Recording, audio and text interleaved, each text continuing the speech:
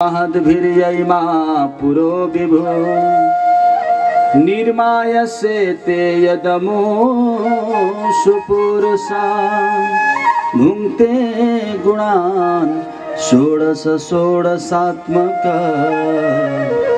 सोलङ्कृशिष्ट भगवान् वचांसि।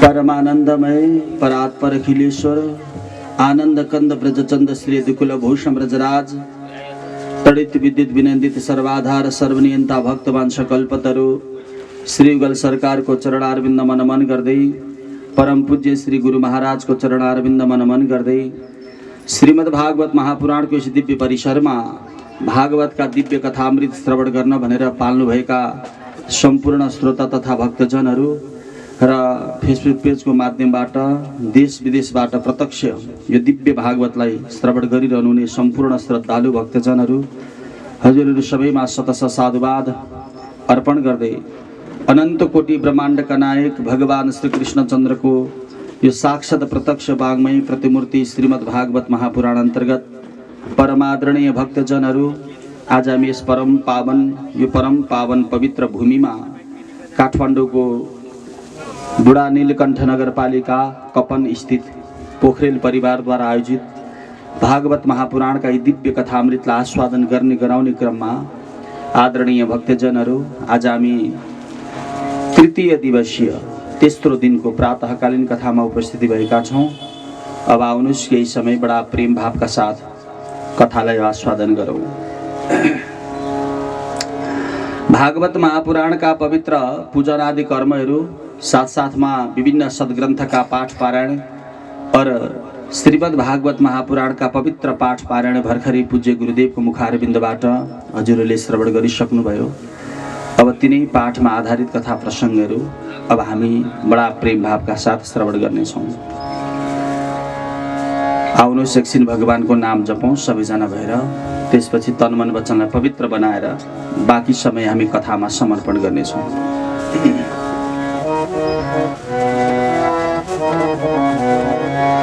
श्री राधे गोविंद गोपाल राधा परमाधव हरे राधे गोविंद गोपाल राधा परमाधव हरे राधे गोविंद गोपाल राधा परमाधव हरे माधव हरे माधव हरे माधव हरे माधव हरे श्री राधे गोविंद गोपाल राधा परमाधव हरे राधे गोविंद गोपाल राधा परमाधव हरे।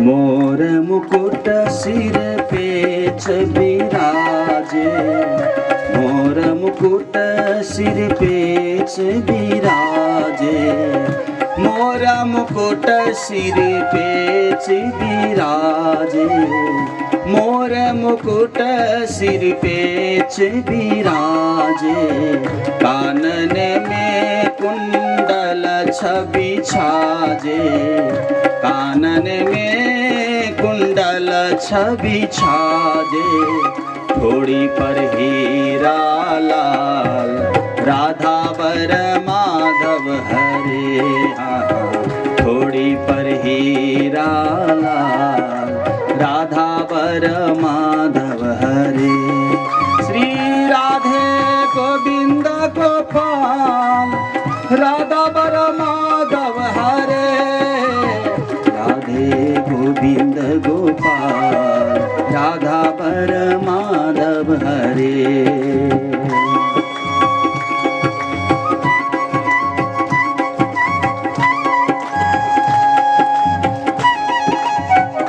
श्री राधे।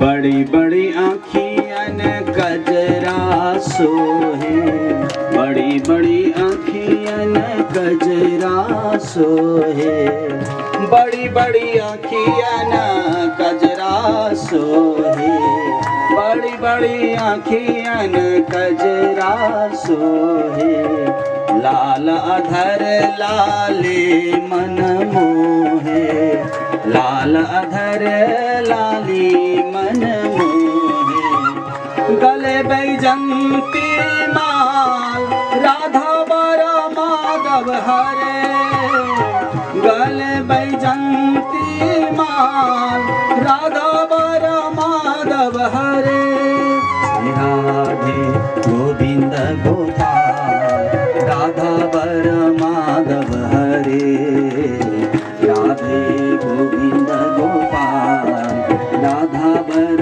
माधव हरे।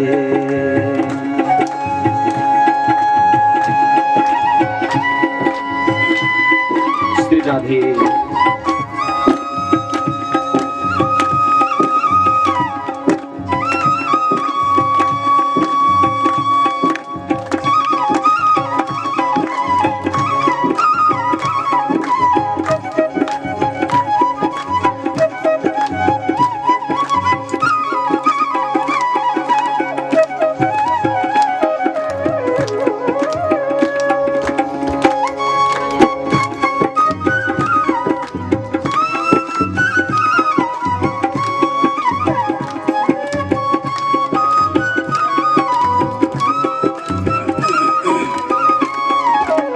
मीठी मीठी बंसी बजावे, मीठी मीठी बंसी बजावे, मीठी मीठी बंसी बजावे, मीठी मीठी बंसी बजावे, देखो तो जियरा ललचावे, देखो तो जियरा ललचावे, बड़े गजब की चाल राधा बारा माधव हरे, बड़े गजब की चाल राधा बारा माधव हरे, माधव हरे माधव हरे हो माधव हरे माधव हरे, श्री राधे गोविंद गोपाल राधा बर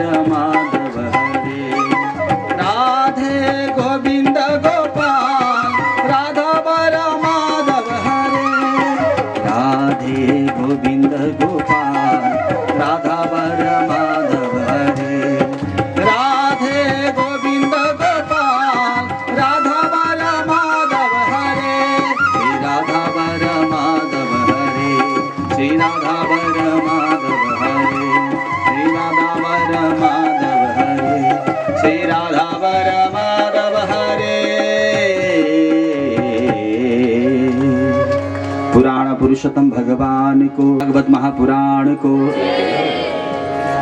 संपूर्ण भागवत परिकर को, आत्रेय गोत्र का संपूर्ण पितृहरूको आजको आनंद को, संपूर्ण श्रोता भक्त जनहरूको जय जय श्री राधे श्याम।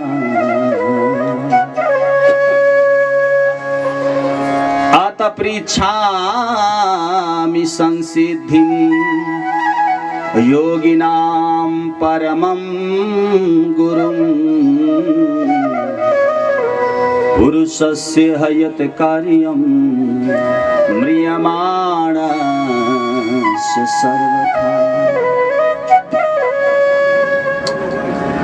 तियो साप नर मुनि कोई, हे अपराध भयो जिन होई। वा कह तक्षक डसिबी न साबे, दिवस सातवो बीती न पावे। मेरो पिताको गलामा जसले मरेको सर्प लगाइदिएको छ नि, चाहे त्यो राजा होस् या प्रजा, मेरो पिताको गलामा सर्प लगाएर अपमान गर्नेवाला चाहे राजा होस् या रङ्क, आजको 7 दिनमा त्यसको मृत्यु हुनेछ, त्यो पनि सर्पकै राजा तक्षकको डसाइबाट। समिक नाम गरेका ऋषिका पुत्र श्रृंगी ऋषिले कठोर श्राप दिनुभयो। यो श्रापलाई प्राप्ति गरेपछि राजा दुखी भएनन्। जब राजालाई यो कुराको ज्ञान भयो नि, राजा एक प्रकारले बडा प्रसन्न भए। किनभने भगवानका भक्तहरूको एउटा लक्षण हुन्छ, हेर्नुहोस्, संसारमा अपराध कसैलाई गर्न मन लाग्दैन, जानी जानी गल्ती व्यवहार कसैलाई गर्न मन लाग्दैन। तर भगवानको भक्तको स्वभाव कस्तो हुन्छ भने, यदि अनजानमा कुनै अपराध भइहालेछ भने अपराधको प्रायश्चित गर्नतर्फ लाग्छन् भगवत भक्तहरू। तर संसारासक्ति जीवात्माको स्वभाव कस्तो हुन्छ भने, आफूबाट अनजानमा कुनै गल्ती भएछ, अपराध भएछ भने त्यो अपराधलाई लुकाउन पुनः अर्को अपराध गरिरहेका हुन्छन्। त्यसैले राजर्षि परीक्षित भगवानका परम भक्त हुनुहुन्थ्यो, अत्यन्त भगवत अनुरागी, पाण्डवहरूको वंशज। परीक्षितलाई थाहा भयो कि मेरो शरीरले आज जंगलमा एकजना ऋषिको अपमान भएको छ। तपस्यारत साधुलाई मैले मेरो निज स्वार्थ पूर्ति गर्नको लागि मैले साधुको अपमान गरेँ, मरेको सर्प गलामा राखिदिए। जुन शरीरले साधुको अपमान गर्यो नि, अब त्यो शरीर धारण मैले गर्न हुँदैन, किनभने त्यो शरीरमा अशुद्धता भयो। साधुको शरीरको अपमान गर्नेवाला यो शरीर अब अपवित्र भएको छ। यस्तो अपवित्र शरीर लिएर बाँच्नुभन्दा त बरु शरीर त्यागेकै जाति। तसर्थ राजा परीक्षितले दरबारमा आएर भगवानसँग बडा आर्त भावले याचना गर्नुभयो, प्रभु यो शरीरले अब मृत्युदण्डको सजाय भन्दा यसको अर्को कुनै विकल्प छैन, त्यही भएर मैले अब मर्नुपर्छ प्रभु। सायद परीक्षितको प्रार्थना स्वीकार गरेर पनि होला भगवानले आज ऋषि पुत्र श्रृंगीलाई परीक्षितलाई श्राप दिने जो बुद्धि प्रदान गर्नुभयो। 7 दिनमा तक्षक नाम गरेको सर्पद्वारा डसेर राजाको मृत्यु होस्, चाहे जो कोही होस् त्यसको मृत्यु होस् भन्ने श्राप दिनुभयो। यो श्राप प्राप्ति गरेका राजा परीक्षितलाई कति पनि दुःख भएन, एक प्रकारले प्रसन्न हुनुभयो। दौडेर जानुभयो, आफ्नो पत्नीलाई गएर भन्नुभयो, सुन्यौ इरावती, म कति भाग्यमानी छु नि, किन र स्वामी, संसारमा 1 मिनेट भन्दा दोस्रो मिनेट कसैले काललाई विजय हासिल गर्न सक्दैन, तर हेर त म कति भाग्यमानी, प्रभुको कृपा, मैले 7 दिनसम्म काललाई विजय हासिल गर्न सकेँ। अर्थात् मलाई 7 दिन भन्दा अगाडि अब कसैले मार्न सक्दैन। मेरो 7 दिनमा मृत्यु हुँदैछ। संसारमा 1 मिनेट भन्दा दोस्रो मिनेटमा के हुन्छ कसैलाई थाहा छैन, तर 7 दिनमा अब म मर्नेवाला छु। यसको मतलब मलाई 7 दिनसम्म कसैले मार्न सक्दैन। तिमी आफै भन त, 7 दिनसम्म कालमाथि विजय हासिल गर्न सक्ने सामर्थ्य पुरुष एउटा म भन्दा अरू को हुन सक्ला र? मृत्युलाई पनि सहजै वर्ण गर्नुभयो राजा परीक्षितले। आएगा सो जाएगा राजा रंक फकीर, कोई सिंहासन चढ़ चला कोही बन्धा जन्जीर। संसारमा भाइ जन्मेपछि सबैले मृत्युलाई वर्ण गर्नै पर्छ। चाहे त्यो सुनको सिंहासनमा बस्नेवाला किन नरहोस्, चाहे त्यो जेलभित्र कैदी जीवन बिताउनेवाला कैदी नै किन नरहोस्, जन्मेपछि त एक दिन सबले मृत्युलाई वर्ण गर्नुपर्छ। त्यसैले मृत्यु निश्चित छ, यो जान्दा जान्दै पनि मृत्युसँग डराउने किन? जुन कुरा निश्चित छ भने त्यसलाई त सहजै वर्ण पो गर्नुपर्छ। त्यसैले मैले डरलाई स्वीकार्नु हुँदैन, राजाले डरलाई परित्याग गरे, मृत्युलाई सहजै वर्ण गरे। 7 दिनमा मर्ने निश्चित भएका राजा परीक्षितले सम्पूर्ण आसक्तिलाई परित्याग गरे। हजुरलाई थाहा छ, गरुड पुराण सुन्नुभएकै होला। मृत्यु सन्निकट आइसकेको भन्ने जानेपछि बुद्धिमानी पुरुषले तुरुन्तै आतुर सन्यास लिनुपर्छ। गरुड पुराणमा त्यस्तो लेखिएको छ नि, सन्यासी बन्नुपर्छ के। सन्यासी भनेको त्रिदण्डी बन्नु भन्नु खोजे होइन। सन्यासीको मतलब के हो भने सम्यक प्रकारेण न्यासः सस सतु सन्यासः, जसले राम्रैसँगले सबै कुरालाई परित्याग गरे। न्यास भनेको छोडिदिनु के। सम्यक प्रकारेण न्यास, सबै कुरालाई विधिवत जसले विसर्जन गर्छ, छोडिदिन्छ, त्यसलाई सन्यास भनिन्छ। मरणासन्न अवस्थामा पुगेको व्यक्तिले, बुद्धिमानी व्यक्तिले के गर्नुपर्छ? आतुर सन्यास लिनुपर्छ। तुरुन्तै सन्यासी भइहाल्ने।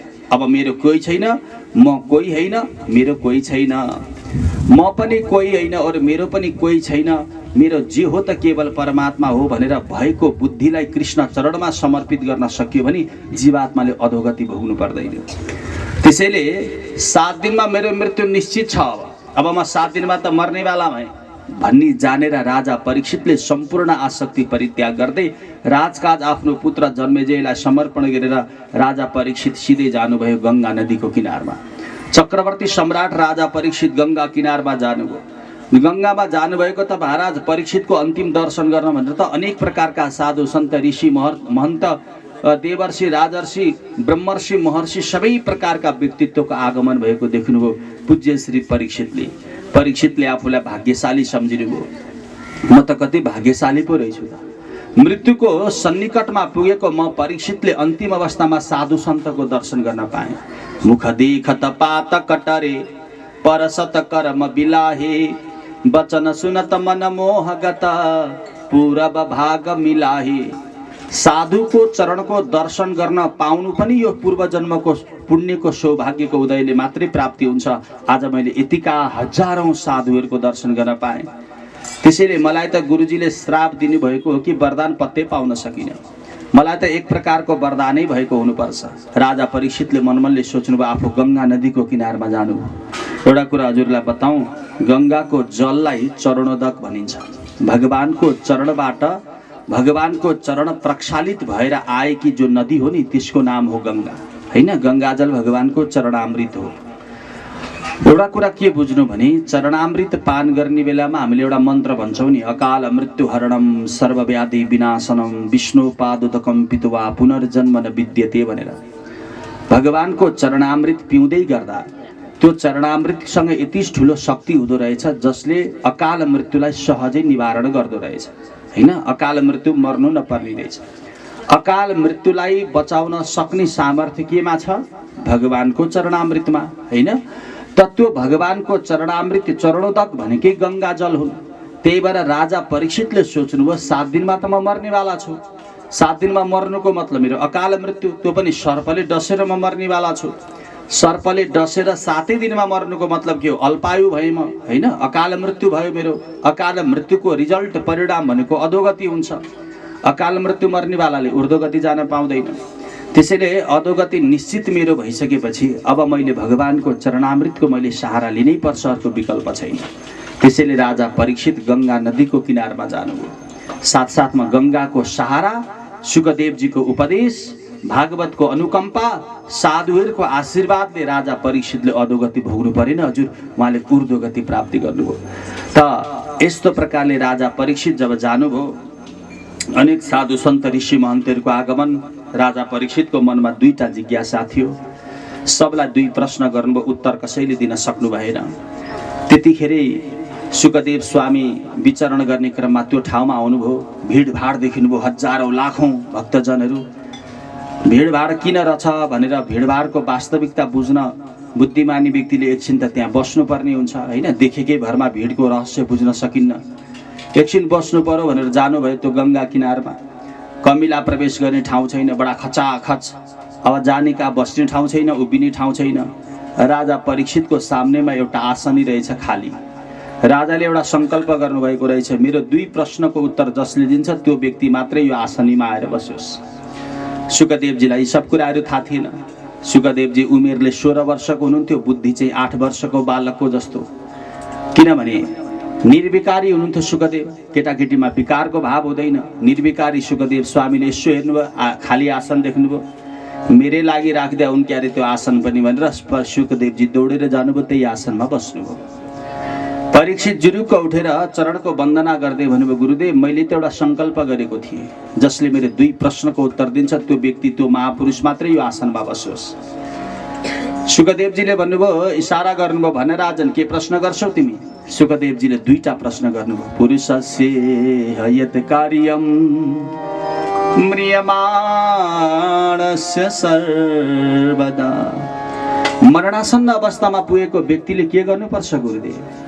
जसको मर्ने निश्चित भइसकेका छ नि, 7 दिनको त मेरो आयु हो, जसको मृत्यु निश्चितै भइसकेका छ भने उसले गर्नुपर्ने कर्तव्य के हो, के गर्नुपर्छ?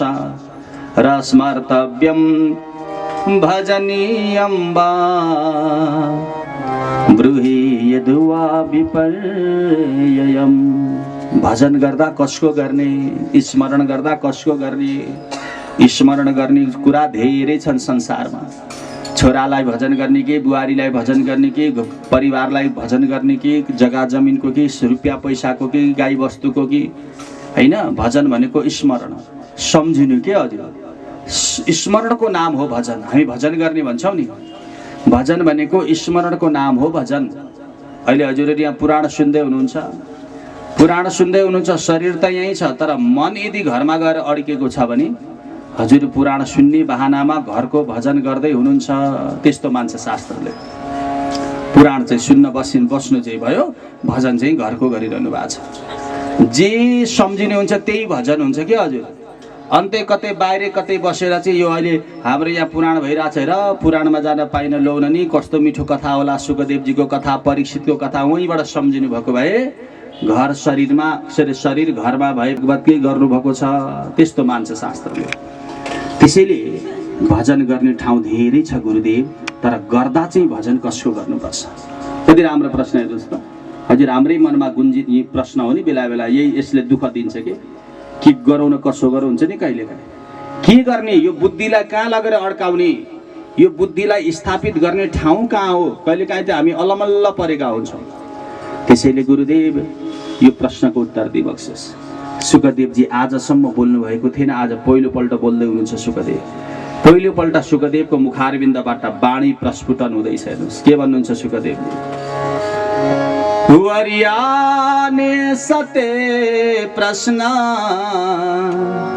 कृतो लोकहितं नृपा आत्मविद सम्मत पुंसां श्रोतव्यादिषु पर। सुन्दर भाव, सुन्दर। वरियाने सते प्रश्न, व सते प्रश्न याद गर्नु होला। सुखदेवजीले पहिलो उच्चारण जीवनमा वबाट गर्नु। हामीले क ख पढ्दाखेरि पहिलो अक्षर क भनेर पढाउनुहुन्थ्यो गुरुजीहरूले। हलादी वर्ण क हुन्थ्यो, अजादी वर्णमा अ हुन्थ्यो पहिलो अक्षर, हैन? अ कि त अ अजादी वर्णमा अ, हलादी वर्णमा क। पहिलो अक्षर त त्यो हो नि, तर सुखदेवजीले आज पहिलो अक्षर वबाट उच्चारण गर्नुभयो। यसको मतलब यो हो, उपनिषदमा वर्णन आउँछ ब्रह्ममृषा इति वकार। व भन्ने शब्द, व भन्ने वर्ण ब्रह्मवाचक वर्ण हो। बीज मन्त्रको थालनी वबाट हुन्छ।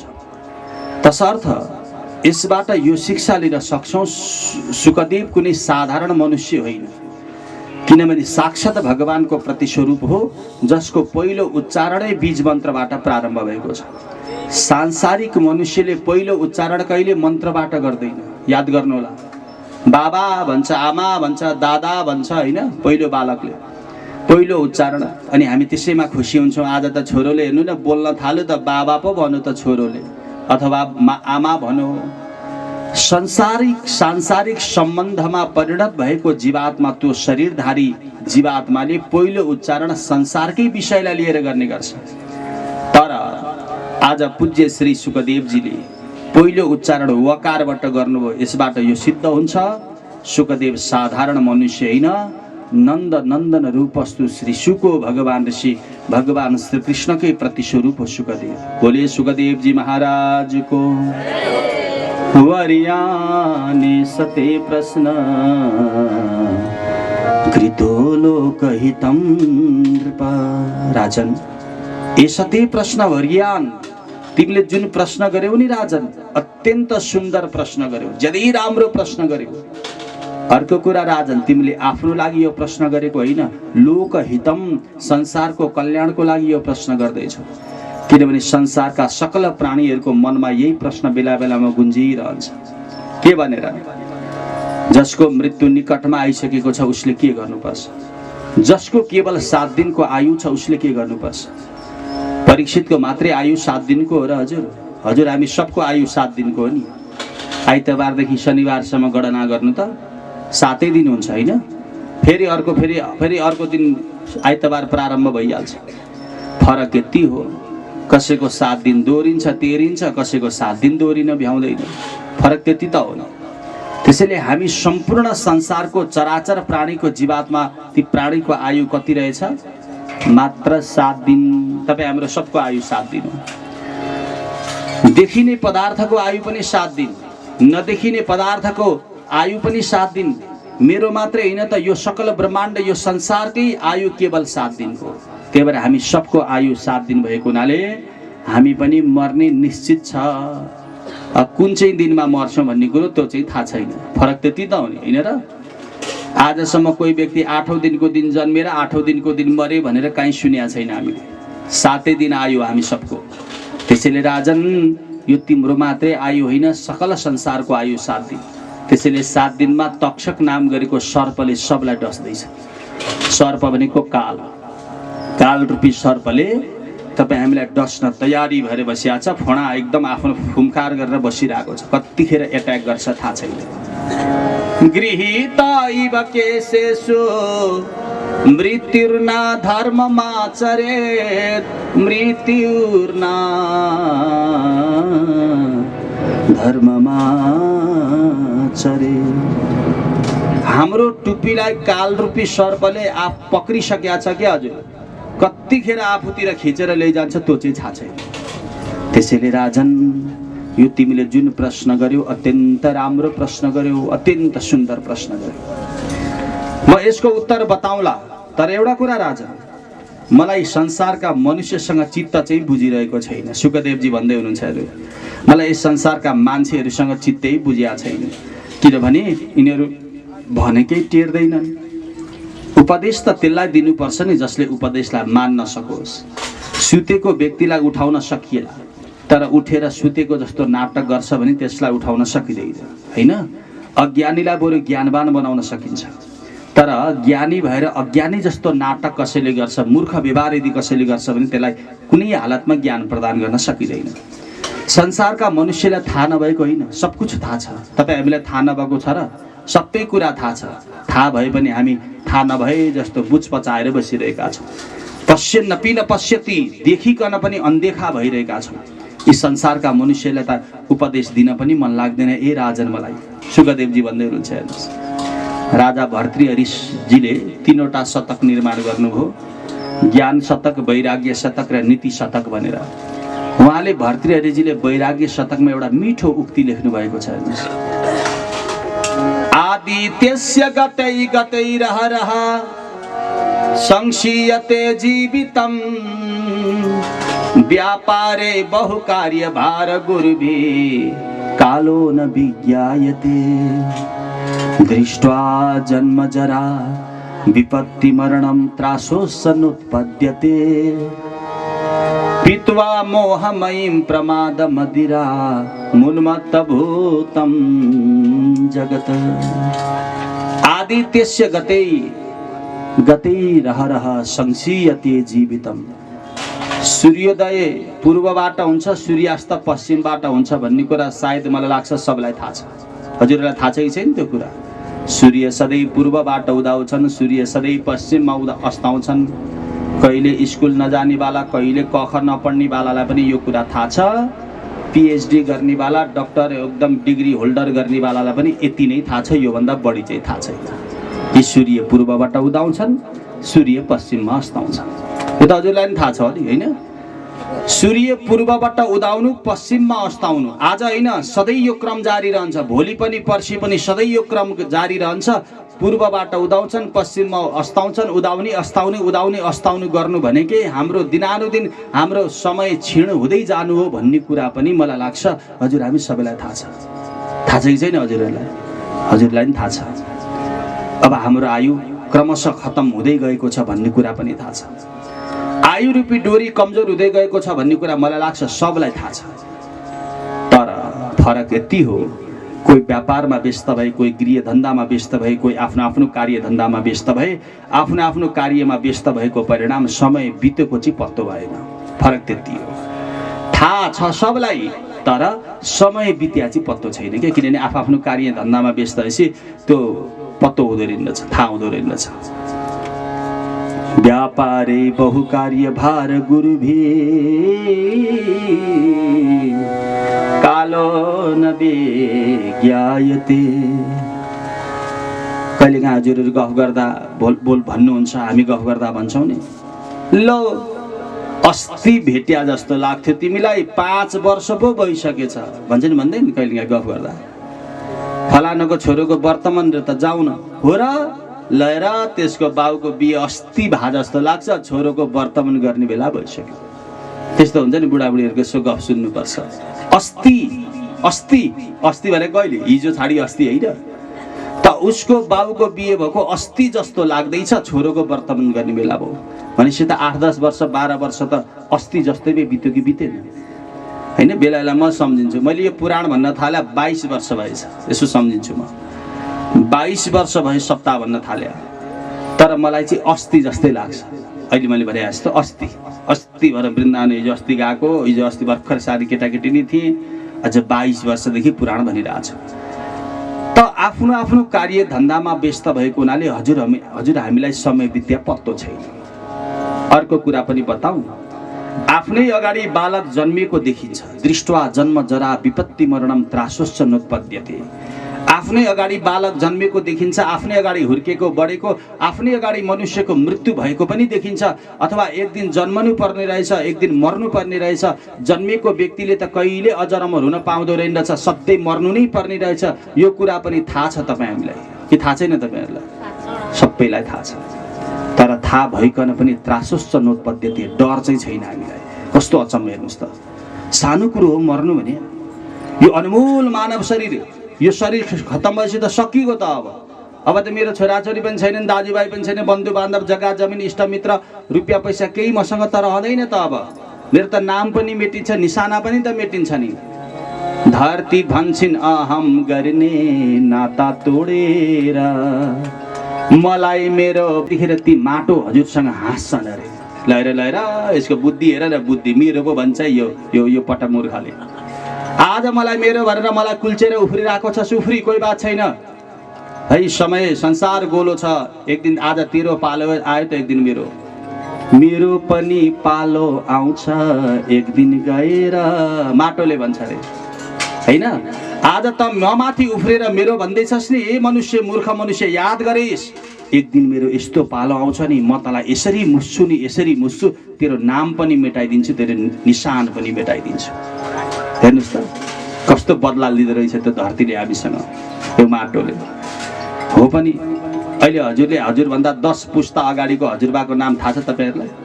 10 पुस्ता अगाडिको हजुरबाको नाम थाहा छ तपाईँहरूलाई?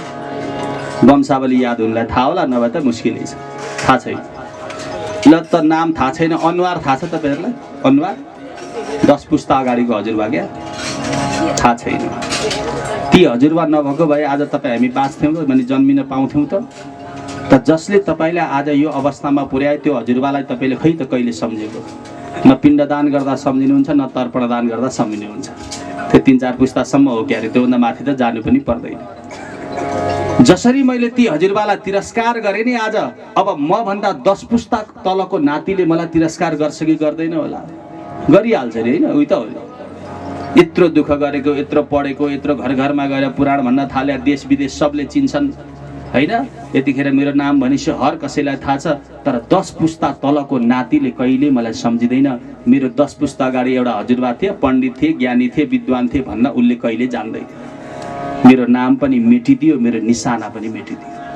हुन्छ त कसैले सम्झिन्छ मलाई? सम्झिँदैन। यसको मतलब के त? त्रासो सनुत्पद्यते, त्यस्तो अवस्था मेरो आउँछ भन्ने जान्दा जान्दै पनि हजुर हामीलाई डर चाहिँ छैन के? हजुर कस्तो अलि कति हेर्नु त, निडर भएर हिँडेको हामी, न डराइकन अजर छौँ, अमर छौँ जस्तो गरेर मेरो भनेका छौँ, तेरो भनेका छौँ, झै झगडा कल आदि इत्यादि सब कुरामा यो प्रपञ्चमा। किन डराएन मनुष्य? यी सब कुराको ज्ञान हुँदा हुँदै पनि मनुष्य अज्ञानी किन भइरहेको छ? भर्तृहरिजीले भन्नुभयो, पितुवा मोहमयीं प्रमाद मदिरा मुन्मत्त भूतम जगत। ब्रह्माजीले सृष्टि गर्ने बेलामा एउटा मदिरा प्रकट गर्नु, एउटा के भन्छ रक्सी प्रकट गर्नु ब्रह्माजीले।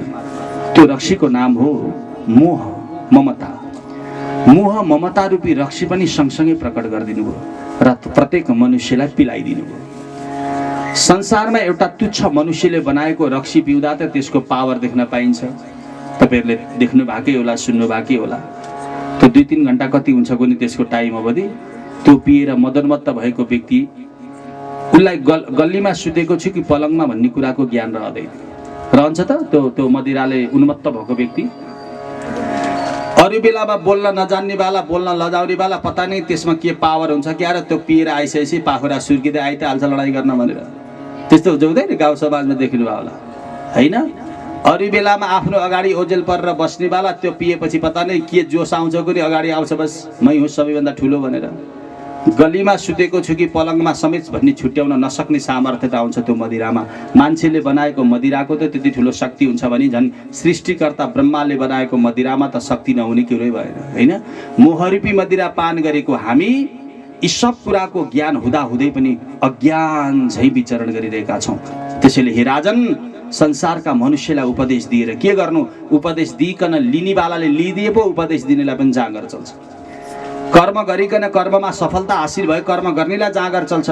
कर्म चाहिँ बेकार भइरहेको छ भने त्यो कर्म कहिलेसम्म गर्ने?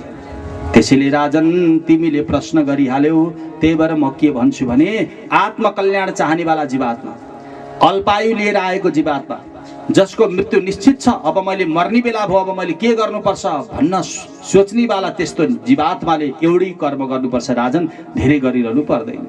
महाभारतमा लेखिएको छ, स्मर्तव्य सततम विष्णु विस्मर्तव्यो न जातचित् सर्वे विधि निषेधास्यो एतयो रेव किंकरा। स्मर्तव्य सततम विष्णु भनेको भगवान नारायणलाई सधैँ स्मरण गरियोस्। एउटा काम त्यो गर्ने। अर्को काम विस्मर्तव्यो न जातचित। जातचित भनेको कहिल्यै पनि न विस्मर्तव्यो, बिर्सिनु हुँदैन। कसलाई? भगवानलाई। सधैँ सम्झिने भगवानलाई, कहिले नबिर्सने भगवानलाई भनेको के हो? एउटै कुरो हो कि हैन? दुईटै। सधैँ भगवानलाई सम्झिनु, भगवानलाई कहिले नबिर्सनु भनेको कुरो एउटै हो। त्यही भएर महाभारतले भन्छ यही एउटा कुरा गर, सर्वे विधि निषेधास्यो एतयो रेव किंकरा। यदि तिमी त्यो सिद्धान्तमा हिँड्यौ भने अरू विधि र पद्धतितर्फ लागिरहनु पर्दैन।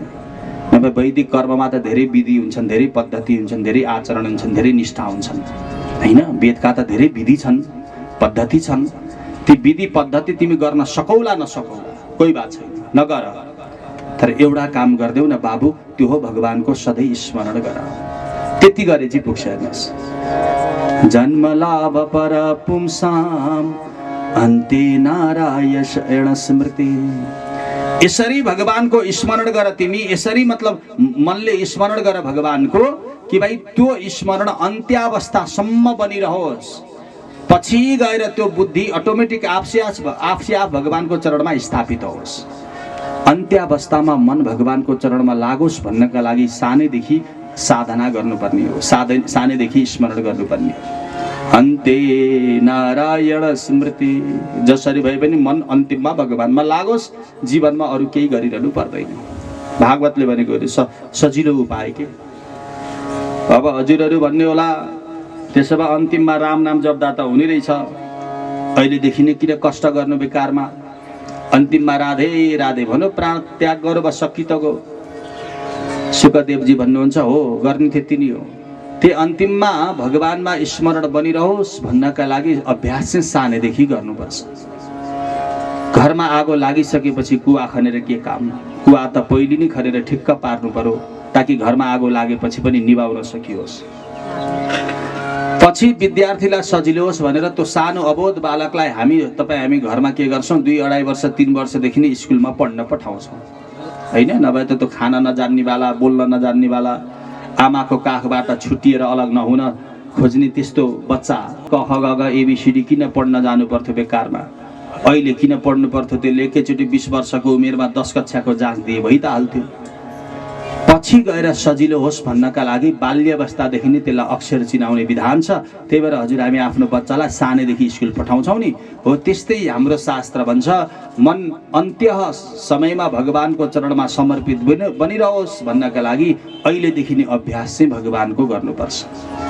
सुखदेवजीको सारांश पनि त्यही हो। राजन म त्यही भन्छु, जन्मलाभ परः पुंसा, मनुष्य जीवनको सार्थकता तब मात्रै हुन्छ जब त्यो मनुष्य शरीरले भगवत सेवामा समर्पित बन्न सकोस्। सुन्दर भाव। भेदभाव डाह ईर्ष्या कहिलेसम्म हो, अभिमानको पोका बाँध्नु कमाई हाम्रो हो। कहिले गर्छौ कमाई मुक्तिको, पल्ला शून्य रह्यो पुण्यको।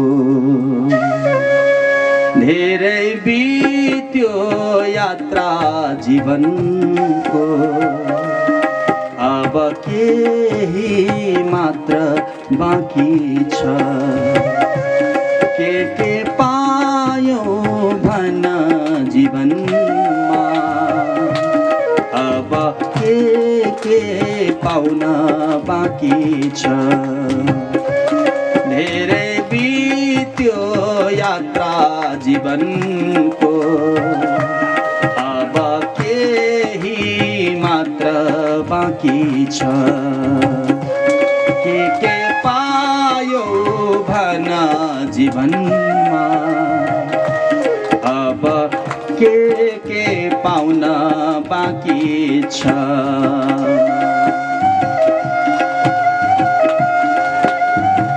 सुन्दर भाव।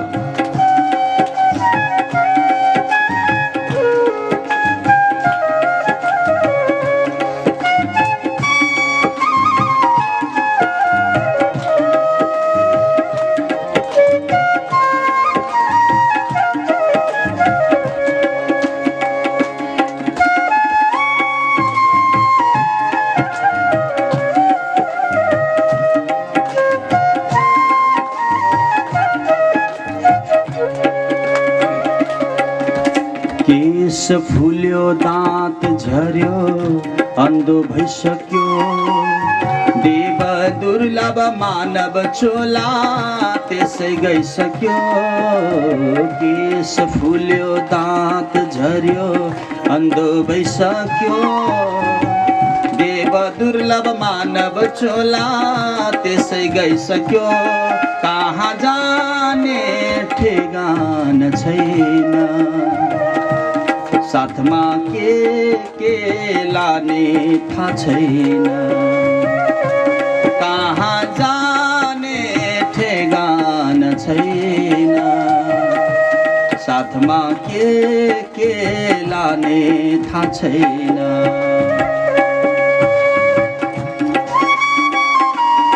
श्री राधे।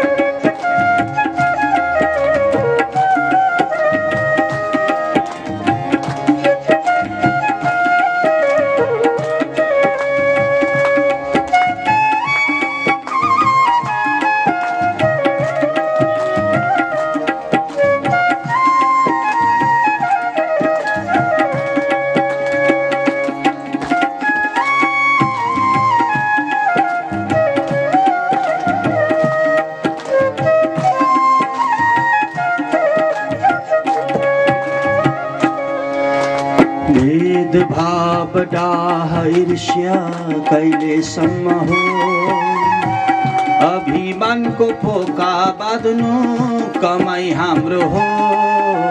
भेदभाव डाह ईर्ष्या कहिलेसम्म हो, अभिमानको पोका बाँध्नु कमाई हाम्रो हो। कहिले गर्छौ कमाई मुक्तिको, पल्ला शून्य रह्यो पुण्यको कहिले गर्छौ कमाई मुक्तिको पल्ला शून्य रह्यो पुण्यको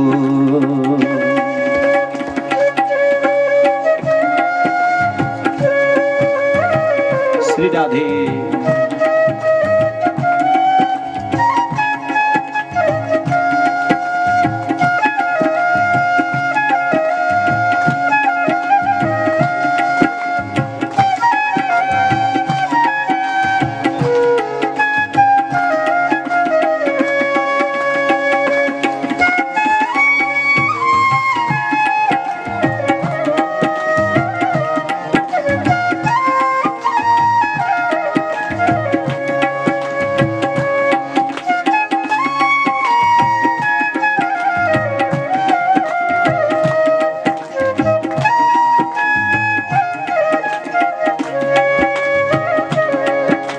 संसार छोडी कफन ओडी जाने दिन भो सम्झी ल्याउँदा रोन्छ मन साथ जानेको संसार छोडी कफन ओडी जाने दिन भो सम्झी ल्याउँदा रोन्छ मन साथ जानेको आखिर कोही जान्न साथमा आत्मा ज्ञान मात्र हातमा आखिर कोही जान्न साथमा आत्मा ज्ञान मात्र हातमा धेरै बित्यो यात्रा जीवनको अब केही मात्र बाँकी छ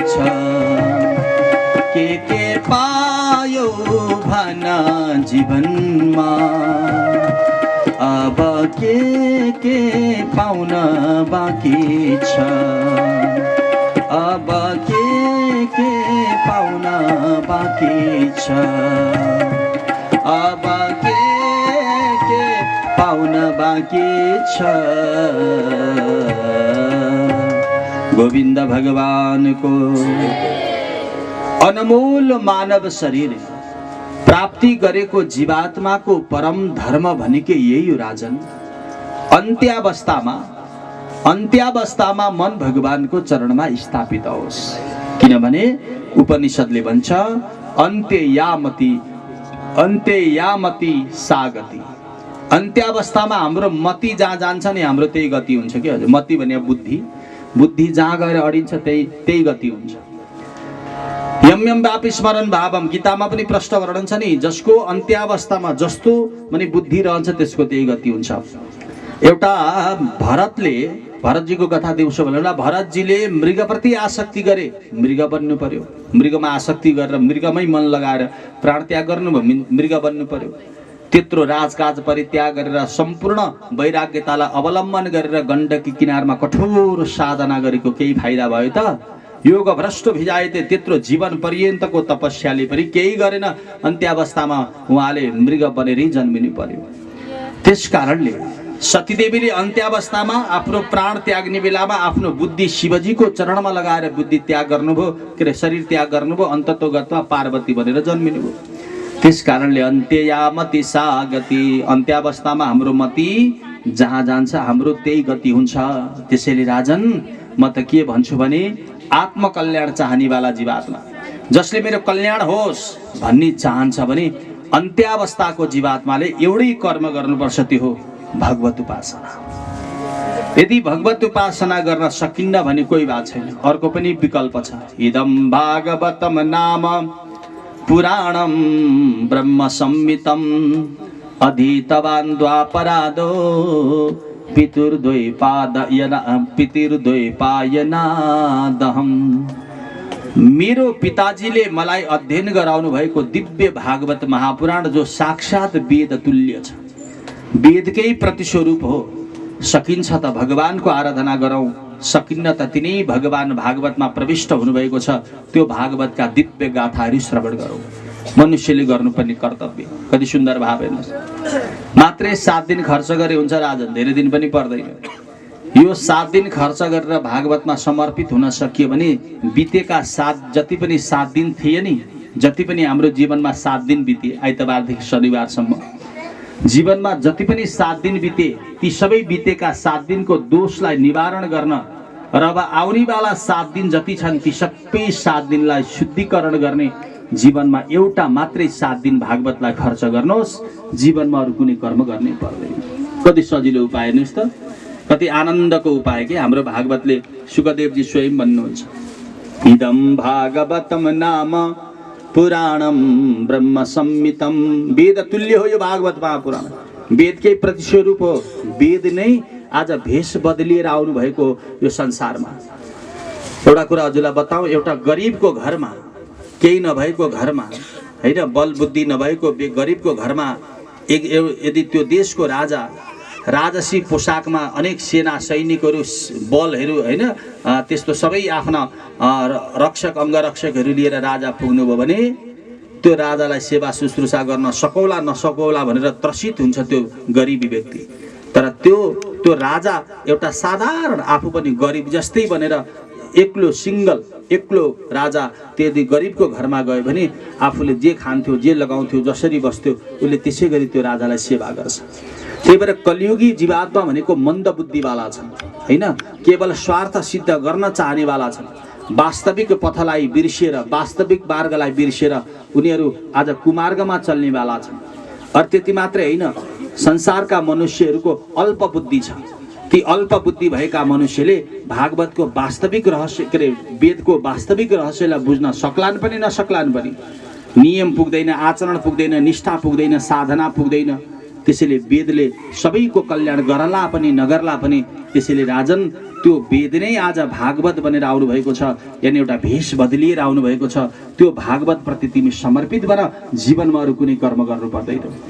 जीवनमा बितेका 7 दिनलाई शुद्धिकरण गर्न, बितेका 7 दिनका दोषलाई निवारण गर्न, आउनेवाला 7 दिनलाई शुद्धिकरण गर्न जीवनको एउटा 7 दिन तिमी भागवतलाई खर्च गर राजन, बस तिम्रो जीवन सफलीभूत हुन्छ। मनुष्य शरीरको सार्थकता पनि तब मात्रै हुन्छ। धर्मो हि तेषाम अधिक नै हजुरले हैन, किराना पसलमा जानु भने चिनी मिश्री आदि इत्यादि खाद्यान्नका सामग्री पाउनुहुन्छ। त्यस्तै प्रकारले हाम्रो सनातन परम्परा, हाम्रा देवताहरू अलग अलग वस्तु प्रदान गर्न अलग अलग दुकान खोलेर बसिया छ। त्यसैले ब्रह्मवर्चस कामस्तु यजेत ब्रह्मणस्पतिम इन्द्रम इन्द्रियम कामस्तु प्रजा काम प्रजापतिन। ब्रह्मतेजको इच्छुक भएका व्यक्तिहरूले बृहस्पतिजीको आराधना गरोस्। इन्द्रियमा शक्ति चाहिने बालाले इन्द्रको सन्तानको लालसा भएका व्यक्तिले प्रजापतिहरूको उपासना गरून्। और लक्ष्मी चाहिने बालाले माया देवीलाई, और तेज चाहिने बालाले अग्निको आराधना, यस्तो कर्म गर्नुपर्छ। अन्न प्राप्ति गर्ने वाला व्यक्तिले अदितिहरूको, स्वर्गको चाहना गर्ने वालाले देवताहरूको आराधना गर्नुपर्छ। र लामो आयु होस् भन्ने वालाले अश्विनी कुमारको ध्यान गर्ने। अश्विनी कुमारको कृपा भयो भने दीर्घायु प्राप्ति हुन्छ। और त्यसपछि सौन्दर्यता चाहिएको छ भने गन्धर्वको ध्यान गर्ने। राम्रो रूपरङ्ग मेरो राम्रो होस् भन्ने वालाले गन्धर्वको आराधना गर्ने हैन। प्रतिष्ठा चाहिने वालाले पृथ्वीको अथवा आकाशको सेवन गर्ने।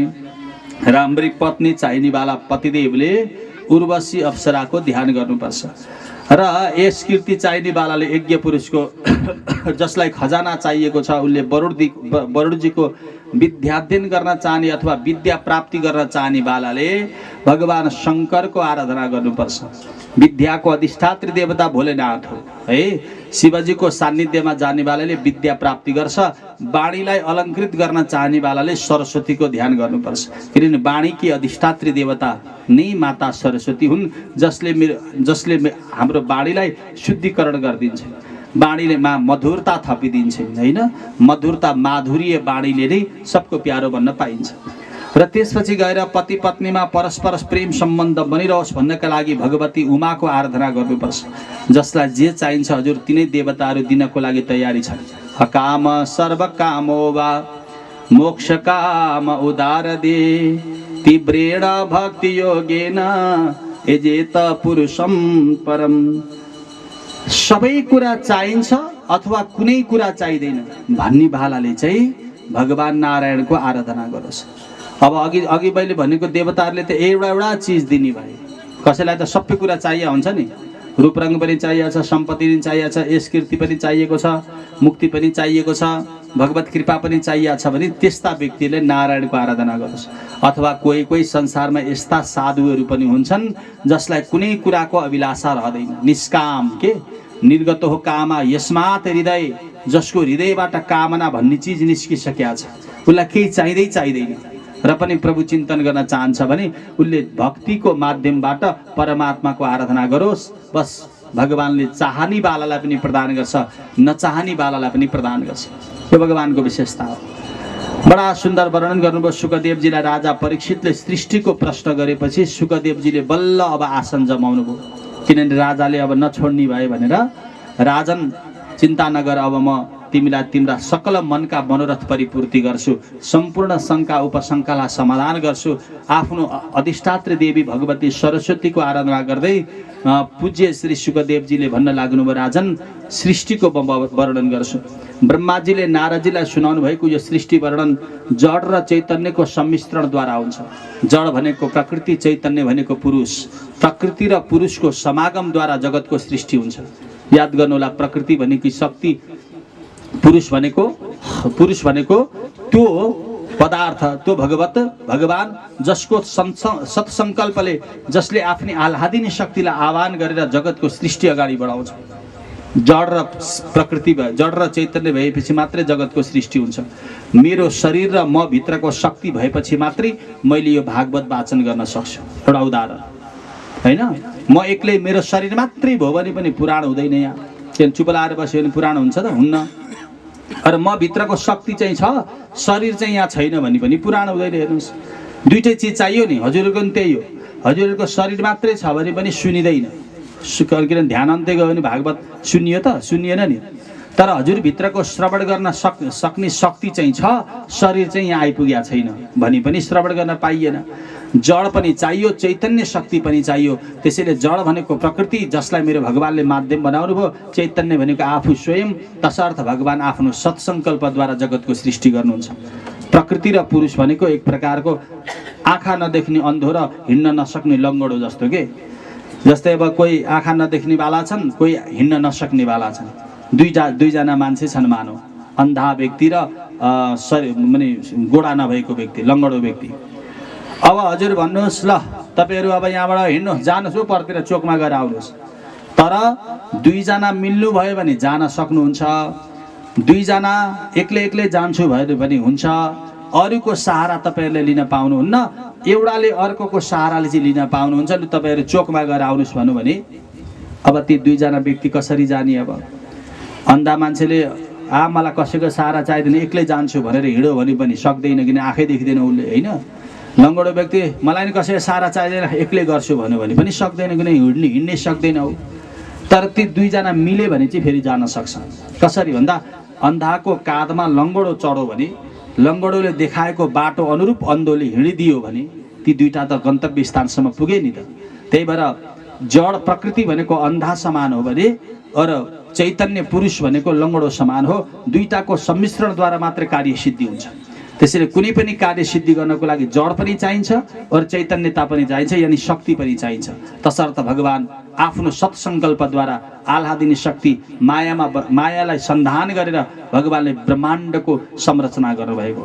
त्यही विराट स्वरूपको संरचना, त्यही विराट स्वरूपबाटै अखिल ब्रह्माण्डको उत्पत्ति भयो, जहाँ स्वयं भगवान नारायणको सङ्कल्पद्वारा नाभिबाट ब्रह्माजी प्रादुर्भाव हुनुभयो। और ब्रह्माजीले कयौं समय तपस्या गरे पश्चात ब्रह्माजीको मनोरथ परिपूर्ति गर्न भगवान स्वयं प्रकट हुनुभयो।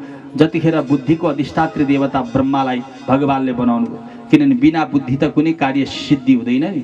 बुद्धिले निर्णय नगरिकन कार्य सिद्धि हुँदैन। हेर्नुहोस्, अहिले हजुरले पुराण सुन्न आउनुभएको छ, हजुरको मनले के भन्यो भने जाउँ हाम्रो त्यहाँ पण्डितजीको घरमा पुराण भइरहेछ, सुन्न जाउँ भन्नु मनले। एउटा उदाहरण दिएको है मैले। मनले पुराण सुन्न जाउँ भन्यो, सोच्यो, तर बुद्धिले निर्णय के गरिदियो भने जाउँ त जाउँ भनेर बुद्धिले निर्णय गरिदियो। किनभने मनको काम सोच्ने हो भने बुद्धिको काम निर्णय गर्ने। उसले लाहा छाप लगाइदिएपछि भयो क्या, सक्यो। अनि हजुरलाई बुद्धिले निर्णय गरे हुनाले हजुरले आउनुभएको पुराण सुन्न।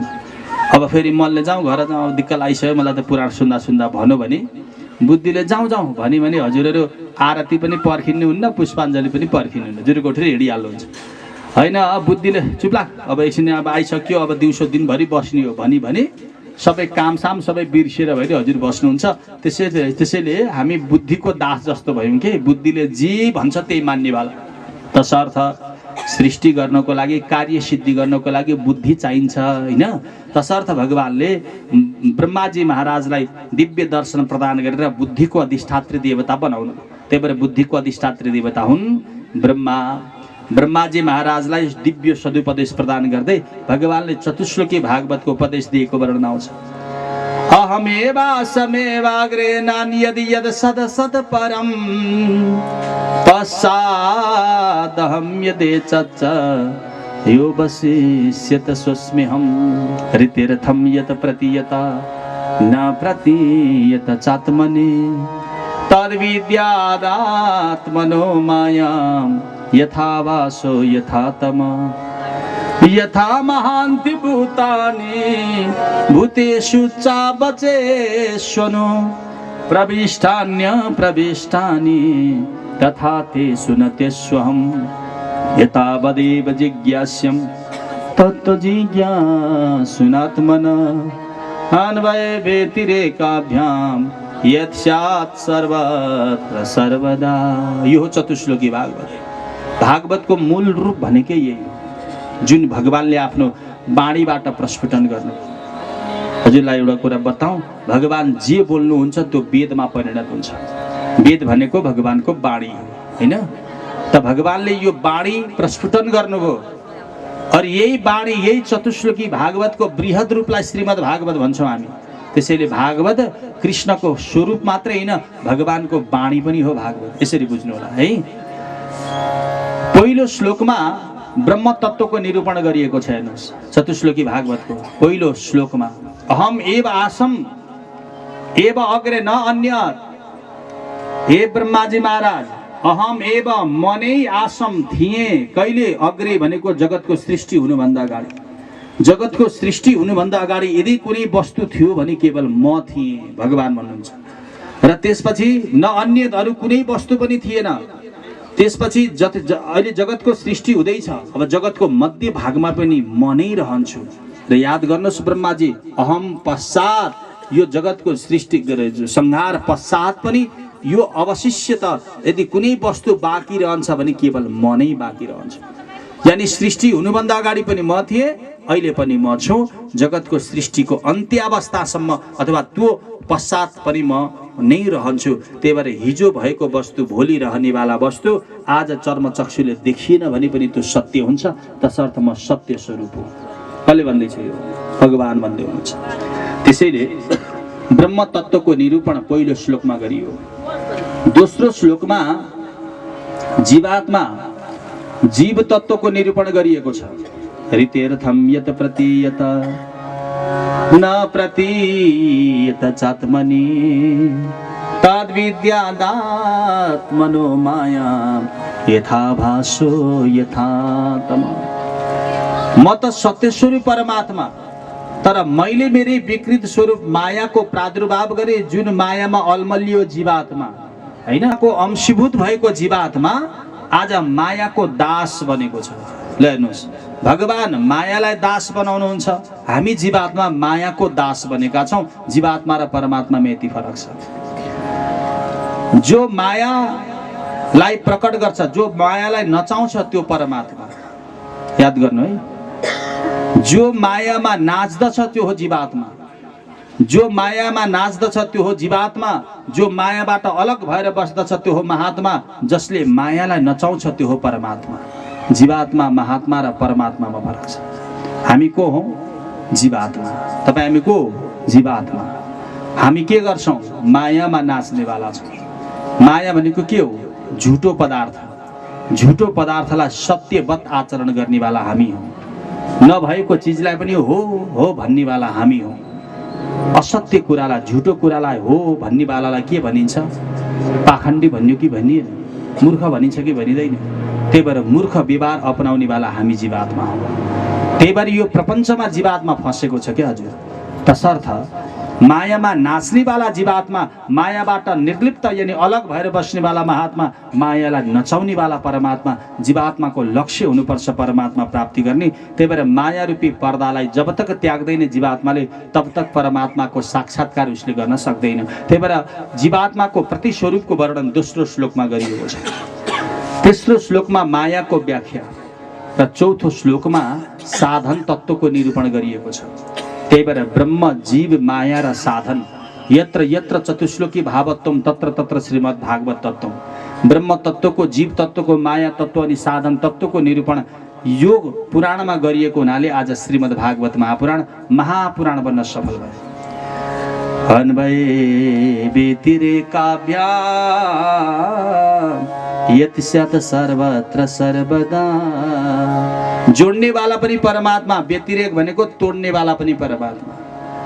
संसारमा समागम गराइदिनेवाला पनि भगवान, संसारबाट अलग ग्याएर विरहको अग्निमा जलाइदिनेवाला पनि भगवान, मायामा फसाउनेवाला पनि भगवान, मायाबाट निर्लिप्त गराएर परमात्मा आफ्नो चरणको सान्निध्यता प्रदान गराइदिनेवाला पनि भगवान। त्यसैले भगवानको बडा विलक्षण स्वरूप छ हैन। भगवानको बडा विलक्षण स्वरूप छ, बडा विचित्रको छ त्यो परमात्मा। जल थल अघन आकाश पवन पर केवल उसकी सत्ता, प्रभु इच्छा के बिना यहाँ पर हिल न सके कोई पत्ता। भगवानले जे संकल्प गर्यो त्यो संकल्पानुसारको कर्म प्रतिपादित भइरहेको हुन्छ। यी चतुश्लोकी भागवतको जब दिव्योपदेश प्रदान गर्नुभयो ब्रह्माजीलाई, बुद्धिको अधिष्ठात्री देवता ब्रह्माजी भन्नुभयो, अहम भावलाई परित्याग गर्नुभयो ब्रह्माले। के भने म नै स्वयम्भू हुँ, म नै स्वयं प्रकट हुँ, म नै सर्वे सर्वा हुँ भन्ने जो क्षणिक अभिमान थियो नि ब्रह्माको त्यो अभिमान नष्ट भयो। किनभने यो जगतको प्रारम्भ हुनुभन्दा अगाडि म थिएँ, अन्त्यावस्थामा म छु भनेपछि मभन्दा पनि श्रेष्ठ साधन कुनै तत्त्व रहेछ। ब्रह्माजीको अभिमान नष्ट भयो। निरभिमानी ब्रह्माले बुद्धिलाई सहारा लिएर जगतको सृष्टि अगाडि बढाउन लाग्नुभयो। त यही उपदेश ब्रह्माले नारदलाई दिनुभयो। नारदले वेदव्यासलाई यही उपदेशलाई मन्थन गर्दै गर्दै यही उपदेशको परिणाम 18,000 श्लोकको निरूपण गर्नुभयो, जसलाई हामी श्रीमद् भागवत भन्दैछौँ, जसमा 10 प्रकारका लक्षणको प्रतिपादन गरिएको छ। अत्र सर्गो विसर्गस स्थानं पोषणमुतय मन्वन्तरे सानुकथा निरोधो मुक्तिराश्रय। सर्ग विसर्ग स्थान पोषण उति मन्वन्तरी सानुकथा निरोध मुक्ति र आश्रय 10 प्रकारको विशेष लक्षणको वर्णन भागवतमा गरिएको छ। अरू पुराणमा पञ्चलक्षण हुन्छन् हैन, पुराणम पञ्चलक्षणम, तर भागवतमा 10 लक्षण हुन्छ। त्यही भएर भागवत सर्वोपरि। त यी 10 लक्षणको प्रतिपादन जहाँ गरिन्छ त्यसलाई भागवत भनिन्छ। त नारायणले दिनुभएको उपदेश ब्रह्मालाई, ब्रह्माद्वारा नारद और नारदबाट वेदव्यासलाई प्राप्ति भएको उपदेश नै आज 10 लक्षणले परियुक्त भएको भागवतमा परिणत भयो। त्यसैले राजन, म तिमीलाई तिनै 10 लक्षणले युक्त भएको भागवत अन्तर्गत पहिलो लक्षणको वर्णन गर्छु, जसको नाम हो सर्ग। पञ्चमहाभूत पृथ्वी जल तेज वायु आकाश, पंच तन्मात्रा रूप रस गन्ध स्पर्श शब्द, पंच ज्ञानेन्द्रिय, पंच कर्मेन्द्रिय, मन बुद्धि चित्त अहंकार महत्तत्व, यी सबैको उत्पत्तिको विशेष व्याख्या जहाँ गरिन्छ त्यसलाई सर्ग भनिन्छ, यानी सृष्टि भनिन्छ। त्यो सृष्टिको विशेष चर्चा म तिमीलाई गर्छु। यो कथा मैत्रेयजीले विदुरजीलाई पनि सुनाउनु भएको थियो। मैत्र विदुरको समागम कसरी हो म त्यो पनि बताउँला। यदा तु राजा स्वसुतान साधुन, सुखदेवजी भन्दै हुनुहुन्छ, पुष्णन्न धर्मेण विनाष्ट दृष्टि भ्रातुर्यभीष्टस्य सुतान् विबन्धुन् प्रवेश्य लाक्ष्या भवने ददा। राजन, एकपल्टको कुरा, हस्तिनापुरका अधिपति महाराज धृतराष्ट्र थिए।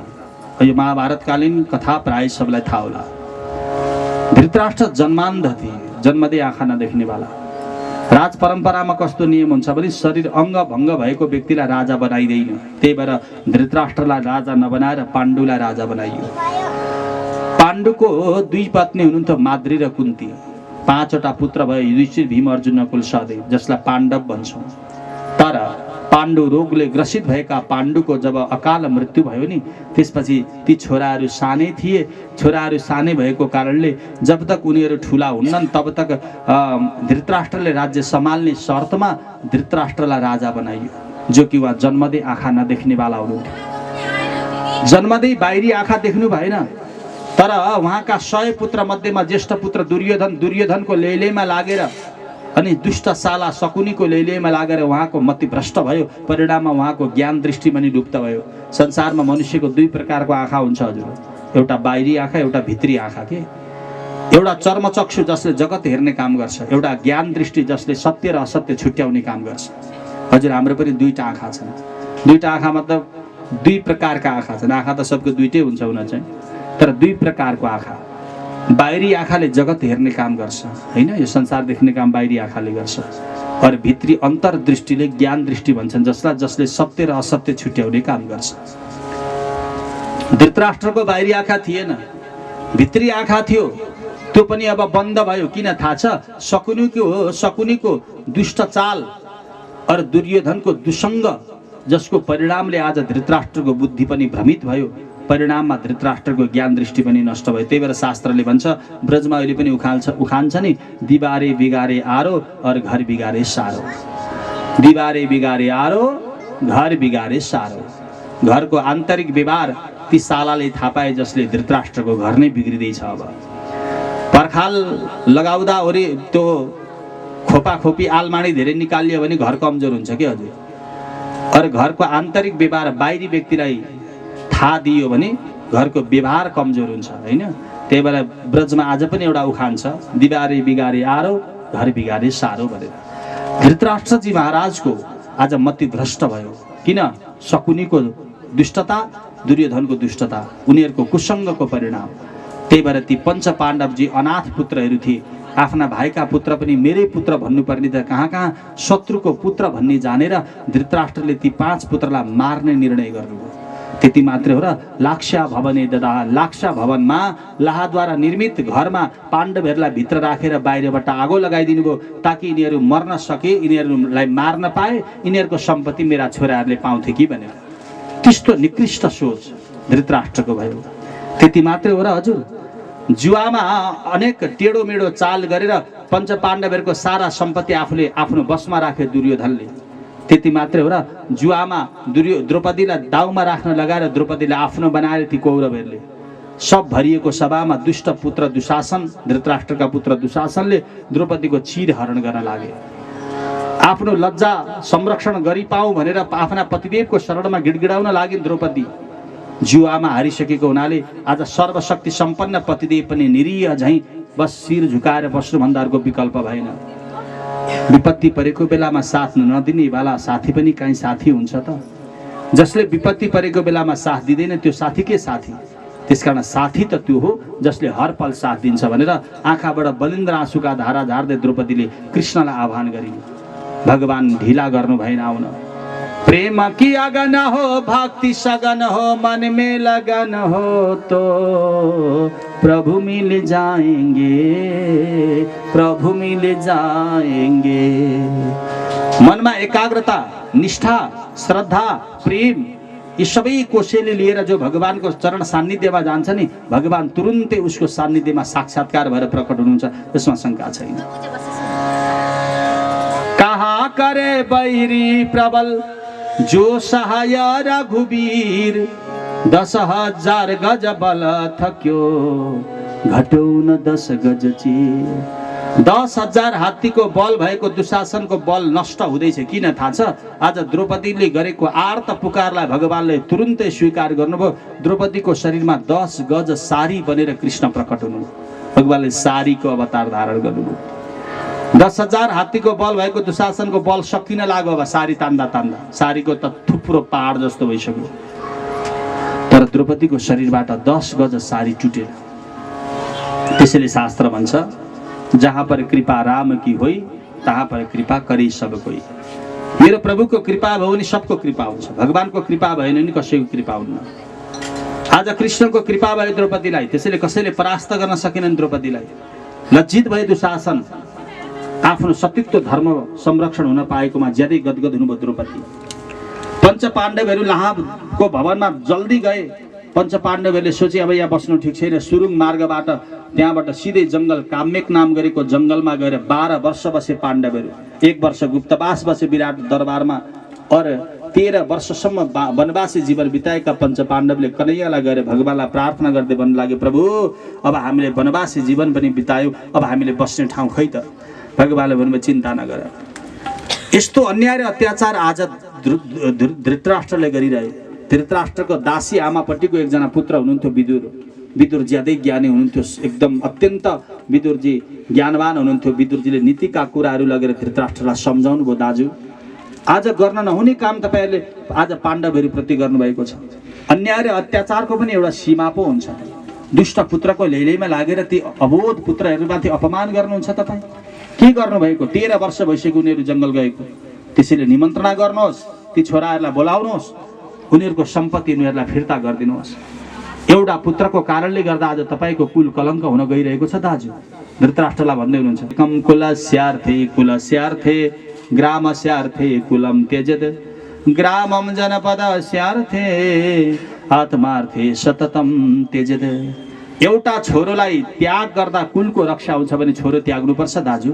किनभने त्यो छोरोले कुलको कलङ्क गर्दैछ भने, कलङ्क बनाउँदैछ भने छोरोलाई त्याग दिनुपर्छ। यदि कुललाई त्यागेर गाउँको रक्षा हुन्छ भने कुल त्याग दिनुहोस्। यदि गाउँलाई त्याग गरेर अरू व्यक्तिको सहरको ठुल्ठुला ठाउँको स्थानको रक्षा हुन्छ भने त्यसलाई त्याग दिनुहोस्। संसारलाई त्यागेर आफ्नो कल्याण हुन्छ भने बरु संसारलाई त्याग दिनुहोस्। यो नीतिको वचन हो। त्यसैले मान्नुहोस् दाजु, दुर्योधनको कारणले आज तपाईको पनि मति भ्रष्ट भएको छ। दुष्ट पुत्रको लैलैमा लागेर आज तपाईको समेत मति आज दुष्टतामा परिणत भएको छ। अन्यायको पनि एउटा सीमा हुन्छ, अत्याचारको पनि एउटा सीमा हुन्छ। पञ्चपाण्डवहरूको क्रोधाग्निमा यदि हामी पर्यौँ भने हामी सबै खरानी हुन्छौँ दाजु। मान्नुहोस्, त्यो दुष्ट पुत्र दुर्योधनको त्यो आचरणलाई हजुरले तिरस्कार गर्नुहोस्, त्यागिदिनुहोस् बरु त्यो छोरोलाई। यसरी जब दुर्योधनको माने एक प्रकारको विरोध गर्दै हुनुहुन्थ्यो नि विदुरजीले, एउटा कुनामा बसेर दुर्योधनले सुनिरहेको छ। दौडेर गयो, हे दासी पुत्र मुख सम्हालेर बोल। मेरो दरबारमा बसेर मैले दिएको रोटीको टुक्रा खाएर मेरै थालीमा पाल पार्छस् त? तँलाई अलिकति लज्जा छैन? अहिले मैले चाहे भने तँलाई यी मार्न पनि सक्छु, बुझिस्? तर के गर्नुहोस्, नाताको काका परिस् त। काका पनि पिता तुल्य हुन्छ, त्यही भएर तँलाई मार्न चाहिँ म मार्दिनँ। तर ए सेना हो, मेरो बदखुवाई गर्नेवाला विदुरलाई यहाँ राख्नु पर्दैन, यहाँबाट निकालिदियोस्। विदुरजीले सोच्नुभयो, अपमानित बनेर मन्त्री बन्नुभन्दा सम्मानित भिक्षुकको जिन्दगी आनन्दमय हुन्छ। सम्मानित भएर भिक्षा मागेर ग्रहण गर्नु नै आनन्दमय जिन्दगी। त्यसैले आज त्यो अन्यायोर्जित सम्पत्तिमा राज गर्न मन लागेन विदुरजीलाई। विदुरजीले मन्त्री पदको मुकुट हस्तिनापुरमा जिम्मा लगाइदिनु भयो। पत्नी विदुरानीलाई लिएर सरस्वती नदीको किनारमा गएर बस्नुभयो। भगवान कृष्ण त्यतिखेरै जानुभयो दुर्योधनको नगरीमा गएर भन्नुभयो, दुर्योधन म कृष्ण पाण्डवहरूको शान्तिको दूत बनेर आएको छु। त्यही भएर पाण्डवहरू अहिलेसम्म वनवासी जीवन बिताए, पाण्डवहरूको सम्पत्ति फिर्ता देऊ। दुर्योधनले भने, कृष्ण एउटा कुरा कान खोलेर सुन। सुचस्याग्रे नैव दास्यामि बिना युद्धेन केशव। गएर भन्दियो पाण्डवहरूलाई, उनीहरूलाई भुइँ यदि चाहिएको छ भने सियोको टुप्पो राख्ने भुइँ चाहिएको छ भने पनि मसँग युद्ध गर्नुपर्छ।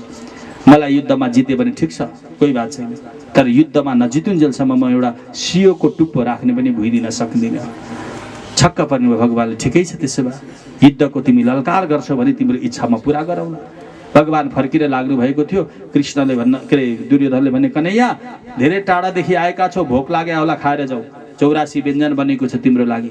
भगवानले मुसुक्क हाँस्दै भन्नुभयो, ए दुर्योधन, भोजन दुई ठाउँमा गरिन्छ। कि भोजन गराउने बालालाई धेरै श्रद्धा हुनुपर्छ, त्यहाँ भोजन गरिन्छ। कि भोजन गर्ने बालालाई धेरै भोक लागेको हुनुपर्छ, त्यहाँ भोजन गरिन्छ। न तिमीलाई श्रद्धा छ न मलाई भोक छ, किन गर्नु पर्यो भोजन? क्षेत्रीयान बिना विप्रज्ञान बिना घर सन्तान बिना देह प्राण बिना हाथ दान बिना भोजन मान बिना भजन बिना नर ऐसे जैसे अश्व लगाम बिना। पराक्रमता बिना को क्षत्रिय, ज्ञान बिना को ब्राह्मण, संतान बिना को घर, प्राण बिना को शरीर, दान बिना को हाथ, सम्मान बिनाको भोजनको कुनै औचित्य छैन जगतमा, होइन? भोजनमा सम्मान चाहिन्छ के, श्रद्धा चाहिन्छ। हजुर कसै घर पाहुना लागेर जानुभयो अनि खाने बेला भएपछि, खाने बेला भनौँ न प्रसाद पाउने बेला भएपछि घरको मान्छेले चाहिँ झर्किँदै आएर खाना त आउला नि मेरो घर, आऊ आऊ हात धोएर आऊ खाऊ भनेर कसैले तपाईँलाई बोलाउनु भयो भने अब तपाईँ खाना जानुहुन्छ जानुहुन्न लु भन्नुहोस् त। आफूलाई प्रश्न गर्नु, उत्तर मलाई दिइरहनु पर्दैन। काम छैन तिमीहरूलाई आइदिँदा भइगयो, टार्नु छैन, पुर्याउनु छैन, केही छैन, साँझमा आयो खाने बेला भएपछि लु आऊ खाऊ अब भनेर कसैले त्यसलाई अपमान गरेर तपाईँलाई बोलायो भने के तपाईँ खाना जानुहुन्छ त? जानुहुन्न। एक छाक नखाएर मरिँदैन, बरु भोलि घरै पुग्छु यस्तो भनी भने चाहिँ खाइँदैन, हो कि होइन? तर भोकले मरणासन्न अवस्थामा पुग्नु भएको छ, ऊ त्यसरी झर्को फर्को गरेर बोलाउँछ भने पनि प्राणको रक्षा गर्नै भए पनि हजुरले लाचार भएर फेरि खानु चाहिँ पर्छ, हो कि होइन? कि भोजनमा भोक तीव्र हुनुपर्छ खाइन्छ, कि श्रद्धा तीव्र हुनुपर्छ खाइन्छ? म अगाएको छु तर हजुरले बडा रेस्पेक्ट गर्नुभयो, बडा सम्मान गर्नुभयो। ओहो हजुर आज मेरो घरमा आइदिनु भयो, कति सौभाग्य, बस अलिकति बस दृष्टि मात्रै लगाइदिए पनि हुन्छ, लौ न हजुर भनेर सम्मानित ढङ्गले निमन्त्रणा गर्नुभयो भने म टन्न अगाएको छु भने पनि एक गाँस भए नि म खान्छु, किन हजुरको श्रद्धालाई राख्न। भोजनमा त्यस्तो हुन्छ, भोजनमा इज्जत हुनुपर्छ, सम्मान हुनुपर्छ। यस्तो प्रकारले दुर्योधनलाई भन्नुभयो भगवानले, तिमीलाई श्रद्धा छैन, मलाई भोक छैन, किन खानु पर्यो मैले 84 व्यञ्जन? चाहिँदैन मलाई तिम्रो भोजन। भाव का भूखा हूँ मैं, भाभी बस सार है, अरे भाव से मुझे भजे तो भव से बेड़ा पार है। अन्न धन और वस्त्र भूषण कुछ न मुझको चाहिए, आप हो जाए मेरा बस यही पूर्ण सत्कार है। भगवान भन्नुहुन्छ म पदार्थको भोको होइन, यदि म भोको छु भने केवल प्रेमको भोको छु। दुर्योधन तिमी त पदार्थको घमण्ड गर्दैछौ, चाहिँदैन मलाई तिम्रो पदार्थ, तिमी नै खाऊ। भगवानले त्यो खानेकुरालाई त्यही तिरस्कार गर्नुभयो। भगवान सिधै जानुभयो दुर्योधनको नगरीमा, के अरे विदुरजीको कुटियामा। विदुरजी हुनुहुन्न थियो, विदुरानी स्नान गर्दै हुनुहुन्थ्यो। त्यतिखेर विदुरानीलाई गएर भन्नुभयो, अरे मैया मोए भूख लग रही है, कछु खाने को देन भन्दै पुग्नुभयो भगवान। अहिले दुर्योधनको घरमा, दुर्योधनको दरबारमा भोक छैन भन्नुभएको कृष्णले अहिले के भन्दै हुनुहुन्छ? भोक लागो खाना देऊ न भन्दै हुनुहुन्छ। आज भगवान पाहुना बनेर, अतिथि बनेर जानुभयो। विदुरानीले कन्याको दर्शन गर्नुभयो, बाह्य ज्ञान लुप्त भयो, होस हवास छैन। बगैँचामा जानुभयो, पाकेको केरा लिएर आउनुभयो, गुदी निकाल्नुभयो, गुदी भुइँतिर बोक्रा कृष्णको मुखतिर हालिदिनु भयो, किनभने उहाँलाई ज्ञान छैन। हजुरलाई एउटा कुरा बताऊँ, कृष्णको प्रेममा, भगवानको प्रेममा बाह्य ज्ञान हुँदैन, और संसारको प्रेममा अन्तर्ज्ञान हुँदैन। भगवानको प्रेम रोदनबाट प्रारम्भ हुन्छ, संसारसँगको प्रेम हाँसोबाट प्रारम्भ हुन्छ। संसारमा जहिले पनि प्रेम गर्ने हो भने हाँस्नुपर्छ, हाँसेपछि मुसुक्क मुस्कुराएपछि सबै आकर्षित भइहाल्छन्, होइन? तर भगवानसँग प्रेम गर्दा रोएर प्रेम गर्नुपर्छ। विदुरानीको आँखाबाट बलिन्द्र आँसुका धारा झरे। कन्यालाई गेटमै द्वारमै उभ्याउनु भयो, केराको बोक्रा लिएर आउनुभयो, कृष्णको मुखमा हालिदिनु भयो, गुदी फालिदिनु भयो। होस छैन। होस भए त मान्छेले सही काम गर्ने, होसै नभएपछि त के जे गर्दा नि भइगयो नि, होइन? पागलको जस्तो आचरण भइहाल्यो। तर भगवान बडा आनन्दित हुनुभयो, केराको बोक्रा कुटु कुटु खान थाल्नुभयो। एकछिनपछि विदुरजी आउनुभयो, विदुरजीले परैबाट हेर्नुभयो, करोडौँ ब्रह्माण्डको मालिक मेरो द्वारमा उभिएर बोक्रा चबाइरहेको छ। हे तँलाई अलिकति लज्जा छैन, अलिकति शरम छैन तँलाई? अतिथिको स्वागत सम्मान कसरी गर्नुपर्छ यही तैँले सिके कि? गाली गर्दै आउनुभयो। याद गर्नुहोला, भक्तिको अगाडि ज्ञान थोरै अभिमानी हुन्छ के हजुर? विदुरानीको भक्ति छ, विदुरजीको ज्ञान छ। गाली गर्नुभयो, लज्जित हुनुभयो, विदुरानी भित्र पस्नुभयो। प्रभु माफ पाऊ, मेरो पत्नीको त दिमागै छैन के, यो त बौलाइसकेकी छ, यसको बुद्धि छैन। केराको बाँकी भएको केराको बोक्रा निकाल्नुभयो, बोक्रा भुइँमा गुदी कृष्णको मुखमा। भगवानले मुसुक्क हाँस्दै भन्नुभयो, कहे कृष्णजी सुनो विदुरजी वैसो स्वाद नाबना। अघि हजुरकी पत्नीले खुवाउँदा जुन मिठास थियो नि, त्यो मिठास त यो गुदीमा त छैन त।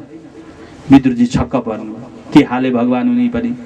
गुदी चाहिँ मिठो छैन भन्छन्, बोक्रा चाहिँ मिठो छ भन्छन्। के खाले हो कुरै बुझिनु भयो विदुरजीले? प्रभु मैले भावार्थ बुझिनँ त। भगवानले भन्नुभयो, बासे कुशे रूखे सूखे हम तो विदुर जी भाव के भूखे, प्रेम सखी धनी धनी विदुरानी जीवन सफल बना बना। आज हरि आए विदुर घर पावना। विदुर जी मलाई पदार्थ हैन, बस प्रेम समर्पण गरे पुग्छ। प्रेम भावले मलाई जसले जे समर्पण गर्छ म त्यसलाई अस्नामी ग्रहण गर्छु हैन। पत्रम पुष्पम फलम तोयम यो मे भक्त्या प्रयच्छति तदहम भक्त्युपरितम अस्नामी भनेको खान्छु, म अस्नामी भने ग्रहण गर्छु। भावले जसले मलाई प्रदान गर्छ म ग्रहण गर्छु, र भाव छैन पदार्थको लोभ देखाउँछ भने म त्यसलाई ग्रहण गर्दिनँ। भगवानले भनेपछि विदुरजी लज्जित हुनुभयो। प्रेमको अगाडि भक्तिको अगाडि ज्ञानको कुनै औचित्यता रहँदैन के हजुर। ज्ञान त गुदडी समान भइहाल्छ, गुन्द्री समान। त्यसपछि विदुरानीलाई भक्तिको वरदान, विदुरजीलाई भक्तिको वरदान दिँदै भगवान त्यहाँबाट अन्तर्ध्यान हुनुभयो। विदुरजीलाई वैराग्य आयो। विदुरजी तीर्थाटनको लागि वृन्दावन जानुभयो। उद्धवजीसँगको भेटघाट, उद्धवजी महाराजको उपदेशलाई अनुकरण गर्दै विदुरजी महाराज तुरुन्तै हरिद्वारमा जानुभयो मैत्रेयजीको सान्निध्यमा दिव्य उपदेश प्राप्ति गर्न। मैत्रेयजीलाई विभिन्न प्रश्नहरू गर्नुभयो। मैत्रेयजीले उनै प्रश्नको उत्तर दिने क्रममा विदुरजीलाई भन्नुभयो, हे विदुरजी महाराज, जगतको सृष्टि भगवानको सत्सङ्कल्पद्वारा प्रारम्भ हुन्छ। उनै भगवानको सत्सङ्कल्पद्वारा भगवानको ब्रह्माको प्रादुर्भाव, ब्रह्मालाई बुद्धिको अधिष्ठात्री देवता बनाएर भगवानले जगतको सृष्टि गर्ने आदेश दिनुभयो। उनै ब्रह्माजीले 10 प्रकारको सृष्टिको परिकल्पना गरेको वर्णन, 10 प्रकारको सृष्टि गर्नुभयो ब्रह्माजीले। 9 स्थानमा पुगेपछि मनुष्यको परिकल्पना ब्रह्माले गर्नुभएको। रजोधिका कर्म परा दुःखे च सुख मानिना। रजगुण, तमगुण र सत्वगुणलाई मिश्रण गरेर मानव जातिको, मानव स्वरूपको परिकल्पना ब्रह्माले गर्नुभयो। तर रजगुणको मात्रा अधिक मानव शरीरमा प्रवेश गराउनुभयो। त्यही भएर मनुष्यमा रजगुण स्वभाव हुन्छ, देवतामा सत्वगुण स्वभाव, राक्षसहरूमा तमगुण स्वभावको मात्रा बढी हुन्छ हैन। मनुष्य, पशु, पन्छी, लता, लहरा, अविद्या, अज्ञानता, पृथ्वी, जल, तेज, वायु, आकाश, पञ्चमहाभूत यी सबैको यदि प्रादुर्भाव ब्रह्माजीले सङ्कल्पद्वारा अगाडि बढाउनु भयो। काल, समय, मनमन्तर, अयन, तिथि, मिथि, बार, योग, करण, लग्न, मुहुर्त यी जति पनि छन् सबै ब्रह्माको परिकल्पना हो। मानस सृष्टि गर्नुभयो ब्रह्माजीले। एकादश रुद्रको प्रादुर्भाव, भोक प्यासको उत्पत्ति ब्रह्माले नै गर्नुभएको। हामीलाई भोक लाग्यो भन्छौँ, प्यास लाग्यो भन्छौँ नि, म त भोकले मर्ने बेला भयो भन्छौँ नि, के हो भोक भने, कहाँ छ भोक? यी सबै कुराको प्रादुर्भाव, निन्द्रा, थकाइ, शोक, र त्यसपछि अभिमान, अहमता, ममता यी सबै ब्रह्माले प्रादुर्भाव गर्नुभयो। त्यसपछि ब्रह्माजी महाराजले आफ्नो शरीरलाई 2 भागमा विभाजित गर्नुभयो। दाहिने भागबाट पुरुष, देब्रे भागबाट नारी।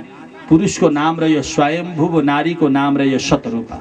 उनी स्वयम्भुव र शतरूपालाई आदेश दिनुभयो मैथुनी परम्पराबाट जगतको सृष्टि गर्ने, और स्वयम्भुव र शतरूपाले विवाह गर्नुभयो। नभन्दै उहाँहरूले मैथुनी परम्परालाई अवलम्बन गर्दै 5 वटा सन्तान जन्माउनु भयो। मैथुनी परम्पराबाट सन्तानको विस्तार गर्न थालेको हुनाले ती सन्तानहरू मानव रूपमा परिणत भए। मनुका सन्तान मानव भए हैन। मनुका सन्तान मानव, हामी मनुका सन्तान हौँ। त्यही भएर हामीले आफ्नो सृष्टि विस्तार गर्दा मैथुनी परम्परा हामीले अपनाउँछौँ। त्यही भएर आधा अङ्ग पुरुषलाई मानियो, आधा अङ्ग नारीलाई मानियो। पुरुष र नारीको एकरूपता भएपछि वंश वृद्धि अगाडि बढ्छ। तसर्थ त्यो परम्परा तपाईँ हामीले अहिले पनि हामीले धारण गर्दैछौँ। त्यही भएर पुरुषलाई अर्धाङ्ग पुरुष भनिन्छ, नारीलाई अर्धाङ्गिनी भनिन्छ। पतिदेवलाई अर्धाङ्ग, पत्नीलाई अर्धाङ्गिनी भन्छौँ नि हामी हैन। आधा आधा अङ्ग मानिन्छ। मैथुनी परम्परा अपनाएर स्वयम्भुव र शतरूपाले विवाह गर्नुभयो। 5 वटा सन्तान जन्माउनु भयो। ती 5 वटा सन्तानलाई राख्ने ठाउँ भएन। पृथ्वीमा राखौँला भनेको पृथ्वी त के को सबै जलामा आउने काममा धेरै बेर नअल्झ्यौँ। यति बुझ्नुहोस्, भगवानले हिरण्याक्षको छातीमा मुष्टिकले प्रहार गर्दै हिरण्याक्षको उद्धार गर्नुभयो। भक्तवत्सल भगवानको हिरण्याक्षलाई मार्नुभयो भगवानले, र हिरण्याक्षलाई मृत्युमा परिणत गराएपछि रसातलमा डुबेकी पृथ्वीलाई भगवानले जलमाथि स्थापित गर्नुभयो। त्यही भएर अहिले पनि पृथ्वीको नक्सा हेरौँ, जलमाथि पृथ्वी विद्यमान। भगवान केही समय आराम गर्नुभयो। भगवानले आराम गरेको भूमि जसलाई हामी बराक क्षेत्र भन्छौँ। भगवानको चरण प्रक्षालन र क्रोधलाई शान्ति गर्नको लागि चन्द्रमाकी पुत्री कोका बन्नुभयो, र भगवती उमा कौशिकी बन्नुभयो। कोका र कौशिकीको सङ्गम अहिले पनि हजुरहरूले बराक क्षेत्रमा गएर देख्न सक्नुहुन्छ। भगवानका चरण चिन्हहरू, र भगवानले देव तर्पण, पितृतर्पण, ऋषि तर्पण गर्नुभयो। बराह पुराणमा इङ्गित गरिएको छ, भागवतमा त सङ्केत मात्रै छ। र त्यसपछि भगवानले उनै रसातलमा डुबेकी पृथ्वीको संरक्षण गर्दै ब्रह्मालाई आदेश दिनुभयो, हे ब्रह्मदेव सृष्टिलाई अगाडि बढाउनुहोस्। अब ब्रह्माजी महाराजले स्वयम्भू बनु र शत्रुपा रानीका 5 सन्तान जो थिए, 3वटी पुत्री 2वटा पुत्र, तिनै 5 सन्तानबाट मानव सृष्टि अगाडि विस्तार हुन लाग्यो। आदरणीय भक्तजन, अब संसारमा आएपछि बिर्स्यौँ त अब के गर्ने? त्यसैले शास्त्रको अनुकरण गर। शास्त्रले त ठिक नीतिका कुराहरू सिकाउँदैछ क्या हामीलाई। कपिल देवजी भन्नुहुन्छ, को हौ तिमी आफू तिम्रो या को हो? शास्त्रले भन्छ हामीलाई, हे बाबु तिमी यो संसारमा आएर मेरो मेरो भन्छौ नि, सुन म तिमी को हो, म तिम्रो परिचय दिन्छु। को हौ तिमी आफू तिम्रो या को हो? मेरो मेरो भन्छौ, त्यो तिम्रो के हो? कसको तिमी हो वा कसैको होइनौ? हौ भने कसको त्यो थाहा छैन। जुन वस्तु भन्छौ मेरो रमाई, वास्तविक वस्तु त्यो तिम्रो होइन। शास्त्रले भन्छ, जसलाई तिमी मेरो भन्छौ नि, गलत वस्तुलाई तिमी मेरो भन्दैछौ। हजुर, हामी कसलाई मेरो भन्छौँ? घरलाई मेरो भनिदिन्छौँ, परिवारलाई मेरो भनिदिन्छौँ, दाजुभाइलाई मेरो भनिदिन्छौँ। शास्त्र भन्छ, जसलाई भन्नुपर्ने त्यसलाई भनेनौ, जसलाई नभन्नुपर्ने त्यसलाई भन्यौ। याद गर, तिमी को हो सम्झ। मवेमांस जीवलोके जीवभूत सनातन, तिमी भगवानबाट अलगिएर आएको अंशीभूत हौ, जीवात्मा सम्झ। तिमी के गर्न आयो, के गरिरहेछौ? शास्त्र भन्छ, ए संसारका मनुष्य हो, के गर्न आयो, के गरिरहेछौ? माया महा तिमी डुबिरहेछौ। जे गरिरहेछौ त्यो गर्ने होइन, जे गर्नु पर्ने त्यो थाहा छैन। जे गर्दैछौ त्यो नगर, जो गर्नुपर्ने त्यो तिमीलाई थाहा छैन। नश्वर शरीरधारी जीवात्माले अविनाशी परम पद प्राप्ति गर्न, भगवान भन्नुहुन्छ कपिल देवजी, अहम स्मरामि तद्भक्तम नयामि च पराम गतिम। मेरो चरणाश्रित बनोस्, शरणम आगत, शरणागति बनोस्। शरणागति हुने भन्छौँ नि हजुर हामी, होइन? म त शरणागति भएँ त भन्छौँ नि, के भने वैष्णव भएँ अथवा के भएँ, कुनै धर्ममा आबद्ध भएँ भने म त शरणागति भएँ भन्छौँ। भगवान भन्नुहुन्छ, तिमी पनि शरणममा आगत, शरणागति बन। शरणागति बारम्बार हुनु पर्दैन के हजुर, एकपल्ट भए पुग्छ।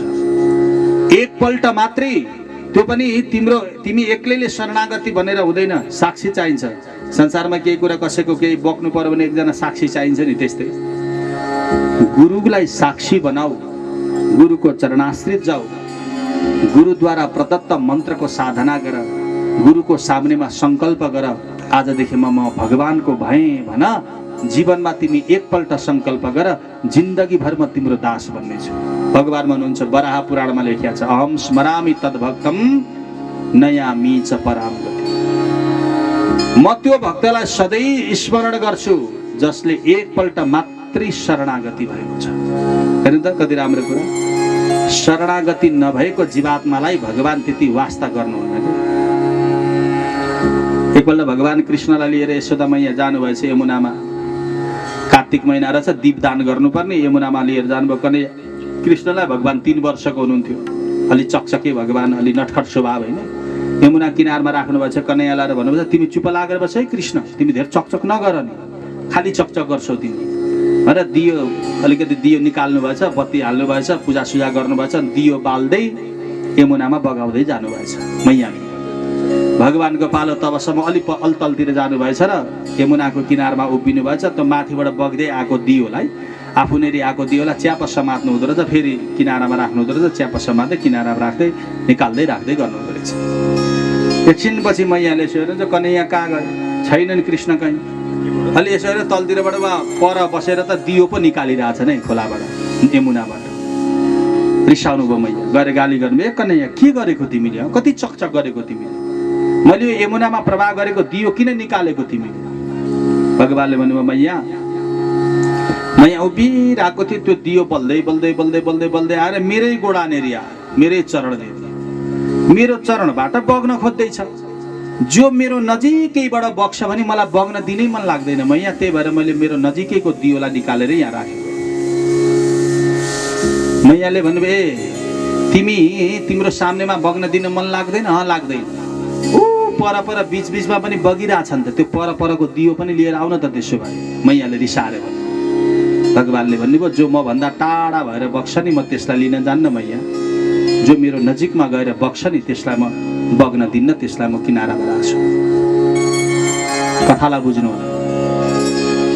कृष्ण भनेको परमात्मा, यमुना नदी भनेको संसार। संसार रूपी नदीमा हामी दियो रूपी जीवात्मा बगिरहेका छौँ। दियो भनेको जीवात्मा, दियो रूपी जीवात्मा संसार रूपी नदीमा हामी बगिरहेका छौँ। परमात्मा किनारामा बसेर उभिरहेको छ। यदि हामी कन्हैयाको कृष्णको चरण नजिकैबाट बग्न गयौँ भने भगवानले हामीलाई बग्न दिनुहुन्छ त? दिनुहुन्न। च्याप निकाल्नुहुन्छ, आफ्नो चरण नै ल्याएर राख्नुहुन्छ। यदि भगवानबाट ओझेल परेर विमुख भएर भगवानलाई वास्ता नगरेर बीचमा संसारकै आसक्ति रूपी खाडलमा परेर बगिरह्यो भने परमात्मा किनारमा बसेर उभिएर हेरिरहनुहुन्छ, तर हामीलाई निकाल्न चाहिँ निकाल्नुहुन्न। यसको मतलब के हो? गुरुको चरणाश्रित बना, गुरुको सान्निध्यमा जाऊ। भगवान भन्नुहुन्छ अहम स्मरामि तद्भक्तिम्। एकपल्ट तिमी मेरो शरणमा आऊ, म तिम्रो शरणमा आए मात्रै भनिदेऊ, बस जिन्दगी भर म तिम्रो दास बन्छु। यो भवसागरमा बग्दै गरेको तिमीलाई म बग्न चाहिँ दिन्न। कसले भने यो? भगवान। कपिलदेवजी महाराजले माता देवहूतिलाई सम्झाउनु भयो, आमा दुईटा मार्ग हुन्छ, एउटा धुम मार्ग, एउटा अर्ची मार्ग। लौकिक परम्परालाई अपनाएर लौकिक धर्ममा अनुरक्त भएर जो रहन्छ, आफ्नो नियम निष्ठामा आफ्नो आचरणमा जो रहन्छ, त्यसले मृत्यु पश्चात धुम मार्गबाट पितृलोक जान पाउँछ। तर आमा पितृलोक गएको जीवात्मा फेरि संसारमा आउनुपर्छ, फेरि जन्मिनुपर्छ। तर गुरुको सान्निध्यमा गएर शरणम आगतः, शरणागति बनेर जो गोप्य मन्त्रको साधना गर्छ नि, त्यसरी साधना गर्नेवाला अर्ची मार्गबाट त्यो धाममा जान्छ जुन धाम मेरो हो। यद्गत्वा न निवर्तन्ते तद्धाम परमम, जहाँ गएपछि फेरि फर्केर आइरहनु पर्दैन। त्यस्तो खाले धाम। हेर्नुहोस् त, दुईटा मार्ग भयो। धुम मार्गबाट फेरि जन्मिने मर्ने चक्करमा पर्नुपर्छ, अर्ची मार्गबाट फेरि जन्म मृत्युको चक्करमा पर्नु पर्दैन। त्यसैले दुईटा मार्ग मध्येमा कुन मार्ग रोज्ने त्यो त हजुरआमाले निर्णय गर्ने हो। भगवानले दिनुभएको यो उपदेशलाई माता देवहूतिले बडा प्रेमले स्वीकार्नुभयो। देवहूति गदगद हुनुभयो, तत्त्व ज्ञान प्राप्ति गर्नुभयो देवहूतिले। तत्त्व ज्ञान विहीनस्स पुनरागमन गति। उपनिषदले के भन्छ भने तत्त्व ज्ञानी जीवात्मा जन्म मृत्युको चक्करमा पर्नु पर्दैन, तत्त्व ज्ञान नपाएको जीवात्मा फेरि संसारमा आउनुपर्छ। त्यही भएर हजुर हामीले पनि जीवन मुक्ति बन्नको लागि पनि तत्त्वज्ञानी हुनुपर्छ। तत्त्वज्ञान केवल सत्सङ्गले प्रदान गर्छ। त्यही भएर सत्सङ्ग प्रेमी हुनुपर्छ। अरू त्यो ज्ञान प्राप्ति गर्नुभएको देवहूतिले सोच्नुभयो अब मेरो ज्ञान पूर्ण भयो। आफ्नो शरीरलाई दुई भागमा विभाजित गर्नुभयो। एउटा स्वरूप नदी बनेर बग्न लाग्नुभयो। त्यही भएर देवहूतिको शरीरबाट नदी बन्यो। अहिले पनि दक्षिण भारतमा सिद्धिदा नाम गरेको नदी। अर्को शरीर अर्को रूप देवहूतिले लिएर जानुभयो। आफ्नो पतिदेव जुन जङ्गलमा गएर वानप्रस्थी नियममा रहनु भएको थियो, पतिदेवकै अनुसरण गर्दै जङ्गलमा प्रवेश गर्नुभयो। देवहूतिको शरीर नष्ट भएपछि कपिलदेवजी महाराजले पनि मातालाई मनमनले प्रणाम गर्नुभयो। त्यसपछि समुद्रतर्फ प्रवेश गर्नुभयो र समुद्रको फेदीमा गएर कपिलदेवजी आसन लगाएर विराजमान हुनुभयो। बोले कपिलदेवजी महाराजको। कपिलदेवजीले दिनुभएको यो रहस्य गोप्य रहस्य हो। कपिलदेव र देवहूतिको यो संवाद, यो रहस्यलाई हजुर हामीले उतार्न सक्यौँ भने जीवन मुक्ति बन्न सकिन्छ, तत्त्वज्ञानी बन्न सकिन्छ। यसरी देवहूतिको 30 पुत्रीहरूबाट नै सन्तानको पनि विस्तार भयो। उत्तान के अरे श्री स्वयम्भू मनुकी माइली छोरी देवहूति, कान्छी छोरी प्रसूति, जेठी छोरी आकुतिको कथा मैले अघि भने, माइली छोरी देवहूतिको कथा पनि भने होइन। अब कान्छी छोरी प्रसूति, प्रसूतिको विवाह दक्ष प्रजापतिसँग गरियो। तर दक्ष प्रजापति अलिकति अभिमानी थिए, थोरै अभिमान। अभिमानको चर्चा त अब मैले बारम्बार गर्दैछु। परमात्मा अभिमानी जीवलाई होइन, निरभिमानी जीवलाई स्वीकार गर्नुहुन्छ। अहमता र ममता हुन्जेल भगवान कृपा गर्नुहुन्न के हजुर। यशोदा मैयाले एक दिन भगवान श्रीकृष्णलाई पिछा गर्नुभयो लौरो लिएर, तिमीलाई म नपक्री कहाँ छोड्छु र भन्दै। जबसम्म हातमा लौरो थियो तबसम्म भगवानलाई पक्रिन सक्नु भएन। लौरो फाल्ने बित्तिकै भगवान आफै काखमा आएर बस्नु। भागवतमा यस्तो कथा आउँछ, भोलि पर्सि सुनाउला। त्यसपछि अनि कपाल बाँधेको रिबन निकालेर भगवानको हात गोडा बाँध्नुभयो, लगेर काठको ओखलमा बाँध्न थाल्नुभयो। तिमीलाई नबाँधी छोड्दिन म। त्यो घमण्डका साथ, त्यो अभिमानका साथ बाँध्न खोज्नुभयो, 2 इन्च डोरी पुगेन। अनेक गाँसगुस गर्नुभयो, सबैसँग माग्नुभयो, गाँस्नुभयो, 2 इन्च पुग्दैन त गाँठो पार्न, केही गर्दा पनि। अब म सक्दिनँ कान्हा, तिमीलाई बाँध्न भनेर छोडिदिनु मात्रै भएको थियो, भगवान आफै ओखलमा बाँधिनु। भागवतमा यस्तो कथा हुन्छ। यशोदा भनेको जीवात्मा, कृष्ण भनेको परमात्मा। जीवात्मा परमात्मालाई चाहन्छ, नचाहने होइन। अहिले हजुर हामी सबलाई चाहिएको छ परमात्मा।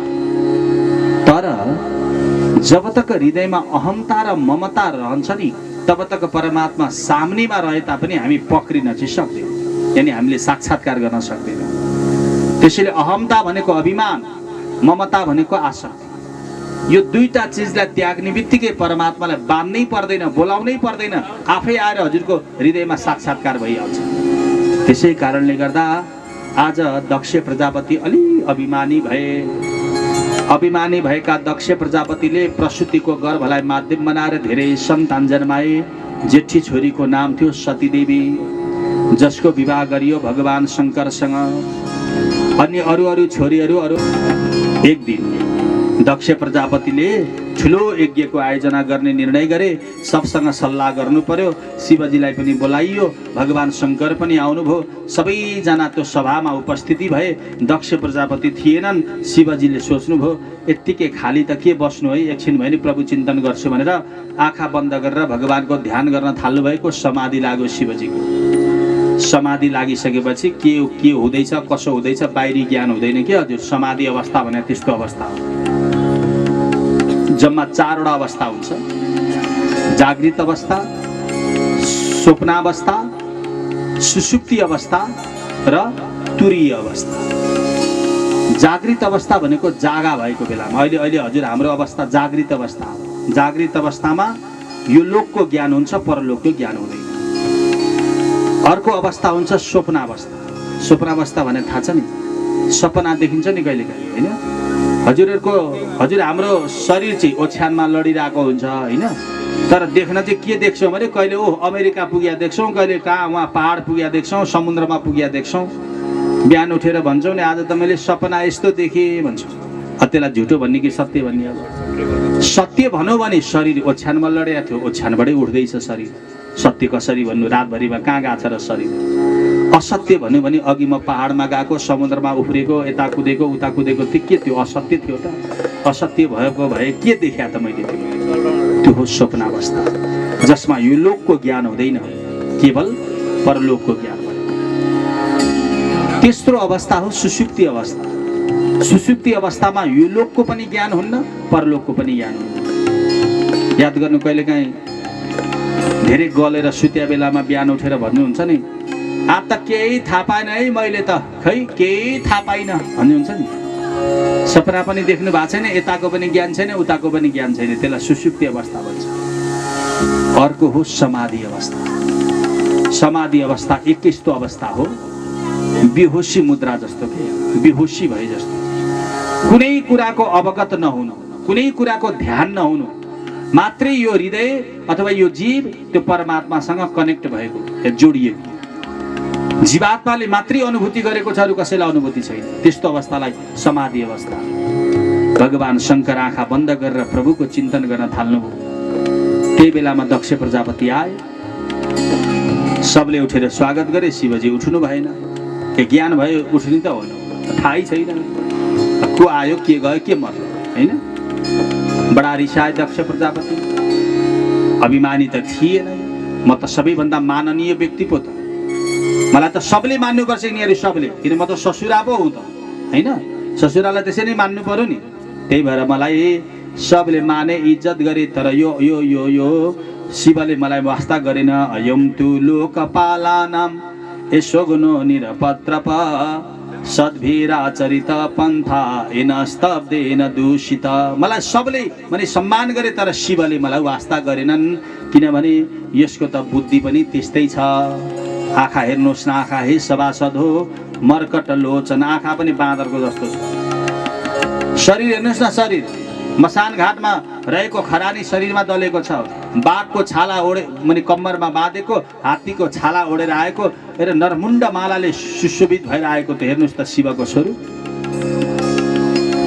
सायद धतुरो गाजाले होला, सायद यसको आँखा हेर्नुहोस् त अत्यन्त रातो रातो मदोन्मत्त भए जस्तो, मदिरा पिएर उन्मत्त भए जस्तो। हातमा त्रिशूल डमरू भूत प्रेतलाई अगाडि पछाडि लिएर हिँड्ने बालाको बुद्धि पनि होस पनि कसरी। यसलाई त मैले ज्वाइँ भन्न पनि बडा अप्ठ्यारो लागिरहेको छ। के हो के हो, जे मन लाग्यो त्यही थिए। शिवजीलाई तथा नाम गाली गरे। भगवानको तत्त्व बुझेर होइन, भगवानको बाह्य स्वरूपको व्याख्या गरे उनले। कसले? दक्ष प्रजापति। शिवजीको बाह्य आवरणलाई देखेर तथा नाम गाली गरेको सुनेपछि नन्दीश्वरलाई चित्त बुझेन। नन्दीश्वर जुरुक्क उठेर भन्नुभयो, ए दक्ष, मुख सम्हालेर बोल, मेरो प्रभुको निन्दा गर्छस्। स्वामी भक्त सेवक र पतिव्रता नारीले आफ्नो पतिको निन्दा गर्न त कुरै छोडौँ हजुर, सुन्न पनि हुँदैन। यदि सुन्नियो भने कर्णो पिदाय निरद्याद्यत कल्पैछ, कान थुनेर भाग्नुपर्छ। हाम्रो शास्त्र त्यस्तो भन्छ कि कान थुनेर भाग्ने, कि जसले निन्दा गरेको छ उसको प्रतिकार गर्ने, त्यो पनि गर्न सक्नुहुन्न भने 52 कोषसम्म दौडेर आफ्नो शरीरलाई विसर्जन गर्ने। हेर्नुहोस् त प्रायश्चित कस्तो डरलाग्दो छ। त्यही भएर स्वामी भक्त सेवक र पतिव्रता नारीले आफ्नो पतिको निन्दा सुन्नु गर्नको कुरै छोड्नु। मेरो प्रभुको बाह्य स्वरूपको बाह्य आवरणको माने व्याख्या गरिस् तैँले, होइन दक्ष? पशु बुद्धि छ आज तमा, म नै सबैभन्दा ठुलो हुँ भनेर म भनेर गर्जना गरिरहेको छस्। पशु योनिमा म भनेर कराउने भनेको तिनै बोका बाख्रा हुन्छ। तेरो त बुद्धि तिनै बोका बाख्रा जतिको पनि छैन। है दक्ष, प्रजापतिको राजा भएर प्रजापतिको शरीर धारण गरेर आज यो सुन्दर शिर तेरो शरीरमा हुन योग्य छैन, बुझिस्? मेरो प्रभुको निन्दा गरिस्, त्यही भएर तेरो त्यो मुख, तेरो त्यो शिर अबदेखि बोकाको भइजाओ। श्राप। दक्ष बस्त मुखो चिरा। दक्ष प्रजापतिले श्राप पाइसकेपछि भृगुजी जुरुक्क उठेर भन्नुभयो, ए नन्दी, ए शिव भक्त, मेरो यजमानको त अहित चाहन्छस्? म त पुरोहित हुँ, गुरु हुँ। गुरुको परम धर्म भनेको यजमानको हित चाहनु। गुरु भनेकै नामै पुरोहित, कति मिठो शब्द छ नि, पुरोहित। पुरो भनेको चारैतिरबाट, हित भनेको कल्याण गर्नेवाला, जसले चारैतिरबाट आफ्नो शिष्यको हित चाहन्छ त्यसलाई पुरोहित भनिन्छ। कति राम्रो शब्द छ, कति राम्रो पद छ, होइन? कति राम्रो इज्जत छ, कति राम्रो सम्मान छ। आफ्नो सुखलाई तिलाञ्जली दिएर जो दिन रात आफ्नो यजमानको हित चाहिरहन्छ, त्यस्तो पदमा रहनेवाला महापुरुषलाई पुरोहित भनिन्छ। म पुरोहित हुँ, म गुरु हुँ, कुल गुरु हुँ। मेरो यजमानको अहित चाहिस् तैँले, शिवभक्त जा, श्राप दिन्छु। कलियुगका शिवभक्त पाखण्डी हुन्। बडा रिस उठ्यो शिव के अरे नन्दीश्वरलाई। शिवभक्तलाई यिनले समग्र शिवभक्तलाई यिनले पाखण्डी बनाउँदैछन्। भाइ, हे ब्राह्मण, तिमी बिचा किन बोल्छौ बकबक? खुब आफूलाई जितेन्द्रिय सम्झिन्छौ तिमी? खुब तिमी अब आफूलाई यानी यजमानको भक्त सम्झिन्छौ, यजमानको गुरु सम्झिन्छौ? जाऊ, म तिमीलाई श्राप दिन्छु। नियम निष्ठामा बसेको छु म भन्दा ब्रह्मतेजी कोही छैन भन्ने अभिमान छैन ब्राह्मण? जाऊ, तिमीलाई म श्राप दिन्छु। आजदेखि ब्राह्मणहरू सर्वभक्ष्या द्विजावृत्ते सर्वभक्षी हुन् भन्ने श्राप दिने। त्यही भएर ब्राह्मणहरू सर्वभक्षी हुन थाल्यो कलियुग। सर्वभक्षी भन्ने त थाहै होला तपाईँहरूलाई। दाँतले चबाउने, घाँटीले निल्न सक्ने कुरा केही बाँकी राखेन। सबै पढे लेखे हुनुहुन्छ, बुझिहाल्नु यति भनेपछि। त्यतिसम्मको पथभ्रष्ट भए ब्राह्मण, इन्द्रियको दास बने ब्राह्मण। हेर्नुहोस् त, सबै ब्राह्मण कहाँ सज्जन छन् त? छन् त? सबै ब्राह्मण ब्रह्मज्ञ छन् त? छैन नि। ब्रह्मतेजी छन्? छैन। त्यसैले श्राप भयो, झगडा पर्यो। शिवजीले थाहा पाउनुभयो, शिवजीले सोच्नुभयो व्यर्थको विवादले परिणाममा दुःख प्राप्ति हुन्छ। है नन्दी हिँड, नन्दीलाई लिएर कैलाश जानु। त्यही घटनालाई द्वेष मानेर आज महाराज दक्ष प्रजापतिले एउटा यज्ञको आयोजना गरे। बृहस्पति सब यज्ञ गरे, तर न शिवलाई बोलाए न सतीलाई बोलाए। उनले सबलाई बोलाए, शिव सतीलाई निमन्त्रणा नगरिकन यज्ञ प्रारम्भ गरे। भगवानसँग द्वेष गरेर। याद गर्नुलाई, यज्ञ गर्दा कसैको द्वेष गर्नु हुँदैन। इख गर्ने, इख भन्छन् नि, त्यस्तो कहिले गर्नु हुँदैन। सद्भाव र सत्प्रेमले यज्ञको प्रारम्भ गर्नुपर्छ। नारदजीले गएर सतीदेवीलाई भन्नुभयो, माता हजुर नि आनन्दले बस्नु भएको छ, वा कत्रो ठुलो यज्ञ भइरहेको छ, हजुरहरू यहीँ पो हुनुहुन्छ त। सतीदेवीले भगवान शङ्करलाई भन्नुभयो, स्वामी त्यत्रो ठुलो यज्ञको दर्शन गर्न आज यो दासी पनि आतुर भएर बसेकी छ। हजुरको आदेश पाए, हजुरको साथ लागेर यो दासी जान्थे नि स्वामी। शिवजीले भन्नुभयो, हेर न सती, तिम्रो पिताले यज्ञमा निमन्त्रणा गरेन, निमन्त्रणा नगरेको ठाउँमा जानु हुँदैन। सतीले भन्नुभयो, स्वामी पिताको घरमा जान, देवताको मन्दिरमा जान, गुरुको आश्रममा जान र मित्रको घरमा जान निमन्त्रणा चाहिँदैन भनेको होइन। फेरि आज हजुर निमन्त्रणाको प्रतीक्षा गर्दै हुनुहुन्छ। जदपि मित्र प्रभु पितु गुरु गेहा। शिवजीले भन्नुभयो, हो सती, कुरो सही हो। मित्र प्रभु पितु गुरु गेहा, जाइए बिनु बो लेउन संदेहा।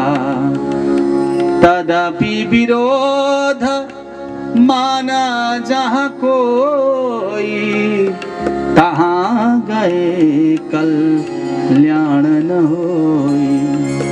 ए सती, मित्रको घरमा जान, देवताको मन्दिरमा जान, गुरुको सान्निध्यमा जान र पिताको घरमा जान निमन्त्रणा चाहिँदैन। सही कुरा हो, निसङ्कोच गए हुन्छ क्या, जहिले मन लाग्यो त्यही। तर एउटा कुरा, यदि त्यस्तो ठाउँमा पनि कसैले विरोध गर्दैछ भने, विरोधका बाणीहरूले प्रहार गर्दैछन् भने त्यस्तो ठाउँमा चाहिँ जानु हुँदैन है सती। यतिखेर तिम्रो पिताले हाम्रो विरोध गरिरहेका छन्, मेरो विरोध गरिरहेका छन्। त्यही भएर विरोधको हुँदै तिमी पनि नजाऊ, म पनि जान्छु। शिवजीले निषेधाज्ञा गर्नु। आफू समाधिमा बस्नुभयो, सतीलाई पर्यो आपत, जाउँ कि नजाउँ? अब जाउँ, पतिदेवको आदेश छैन, नजाउँ। पिताको स्नेहले ग्रसित हुनुभएको छ। स्नेहको परिणाम पतिको आदेशलाई उल्लङ्घन गर्ने निर्णय गर्नुभयो सतीदेवीले। अर्को कुरा के छ भने, माता सतीलाई थाहा थियो मलाई भगवान भोलेनाथले पत्नी दृष्टिले होइन मातृ दृष्टिले सम्बोधन गर्नुहुन्छ। म भोलेनाथको माता होइन, भोलेनाथकी अर्धाङ्गिनी बन्न चाहन्छु। किनभने शिवजीले सतीलाई कहिले पनि पत्नी भनेर सम्बोधन गर्नु भएन, माता भनेर सम्बोधन गर्नुहुन्थ्यो। त्यही भएर त भगवानले देब्रे भागमा वामाङ्गी बनाउनु भएन सतीदेवीले। कहीँ फोटो देख्नुहुन्छ हजुरहरूले, सतीदेवीलाई देब्रे भागमा शिवजीले कहिले राख्नु भएन। तसर्थ म पतिको आदेशलाई उल्लङ्घन गर्दै यहाँबाट जान्छु। पतिको आदेशको उल्लङ्घन गर्ने वाली पत्नीको अकाल मृत्यु हुन्छ, त्यो पनि थाहा छ सतीलाई। अब म गएपछि फर्किन्न, यो पनि थाहा छ सतीलाई। त्यही भएर जान्दै आफ्नो शरीर विसर्जन गर्ने उद्देश्यका साथ सतीदेवी पिताको दरबारमा जानुभयो। पिताबाट अपमानित भएकी सती शिवजीको चरणको स्मरण गर्दै आफ्नो भौतिक शरीरलाई विसर्जन गर्नुभयो। बोले सतीदेवी महारानीको। सतीको मृत्यु भयो। प्राणान्त हुने बेलामा भगवान शङ्करको चरणको चिन्तन गर्नुभएकी माता सती पछि पर्वत पुत्री पार्वती बनेर जन्मिएको कथा आउँछ भागवतमा।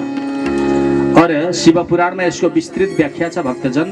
सतीदेवीको मृत्यु भएपछि शिवजी बडा रुष्ट हुनुभयो।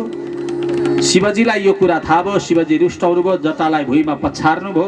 वीरभद्रको प्रादुर्भाव गर्दै भन्नुभयो, वीरभद्र दक्ष प्रजापतिको यज्ञलाई विध्वंस गरिदियो। जानुभयो दक्षको यज्ञ विध्वंस गर्न, दक्षको शिर नै काटिदिनु भयो।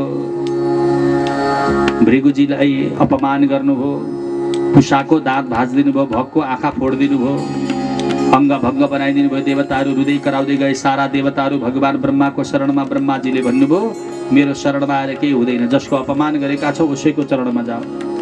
सबजना गए।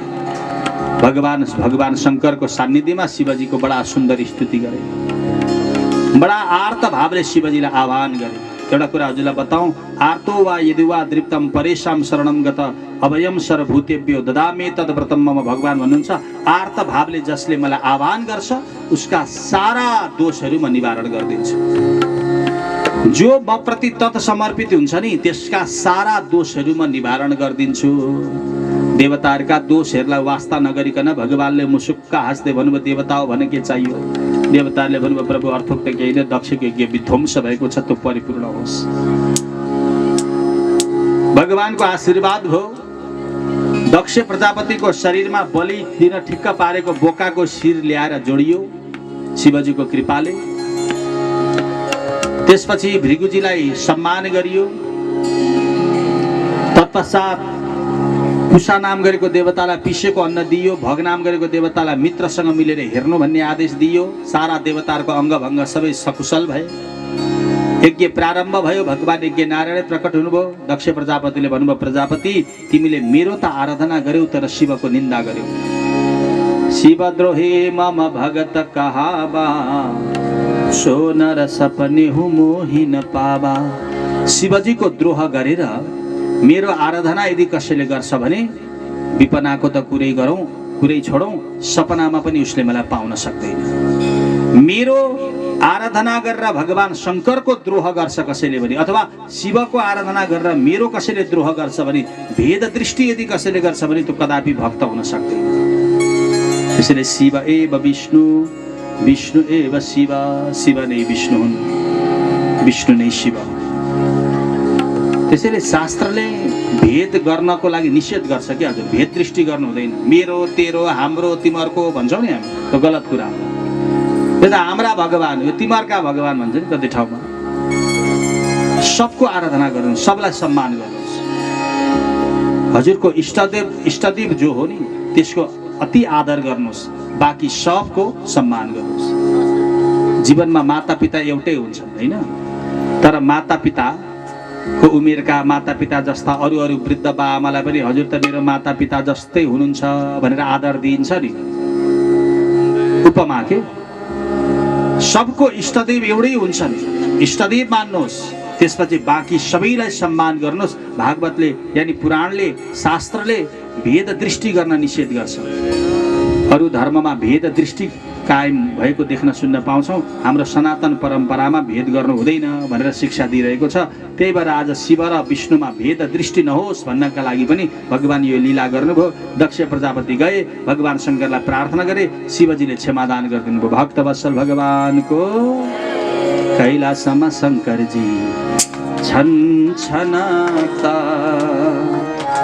हे कैलासमा शिवजी छन् छनाता, भक्ति गरे मिल्छ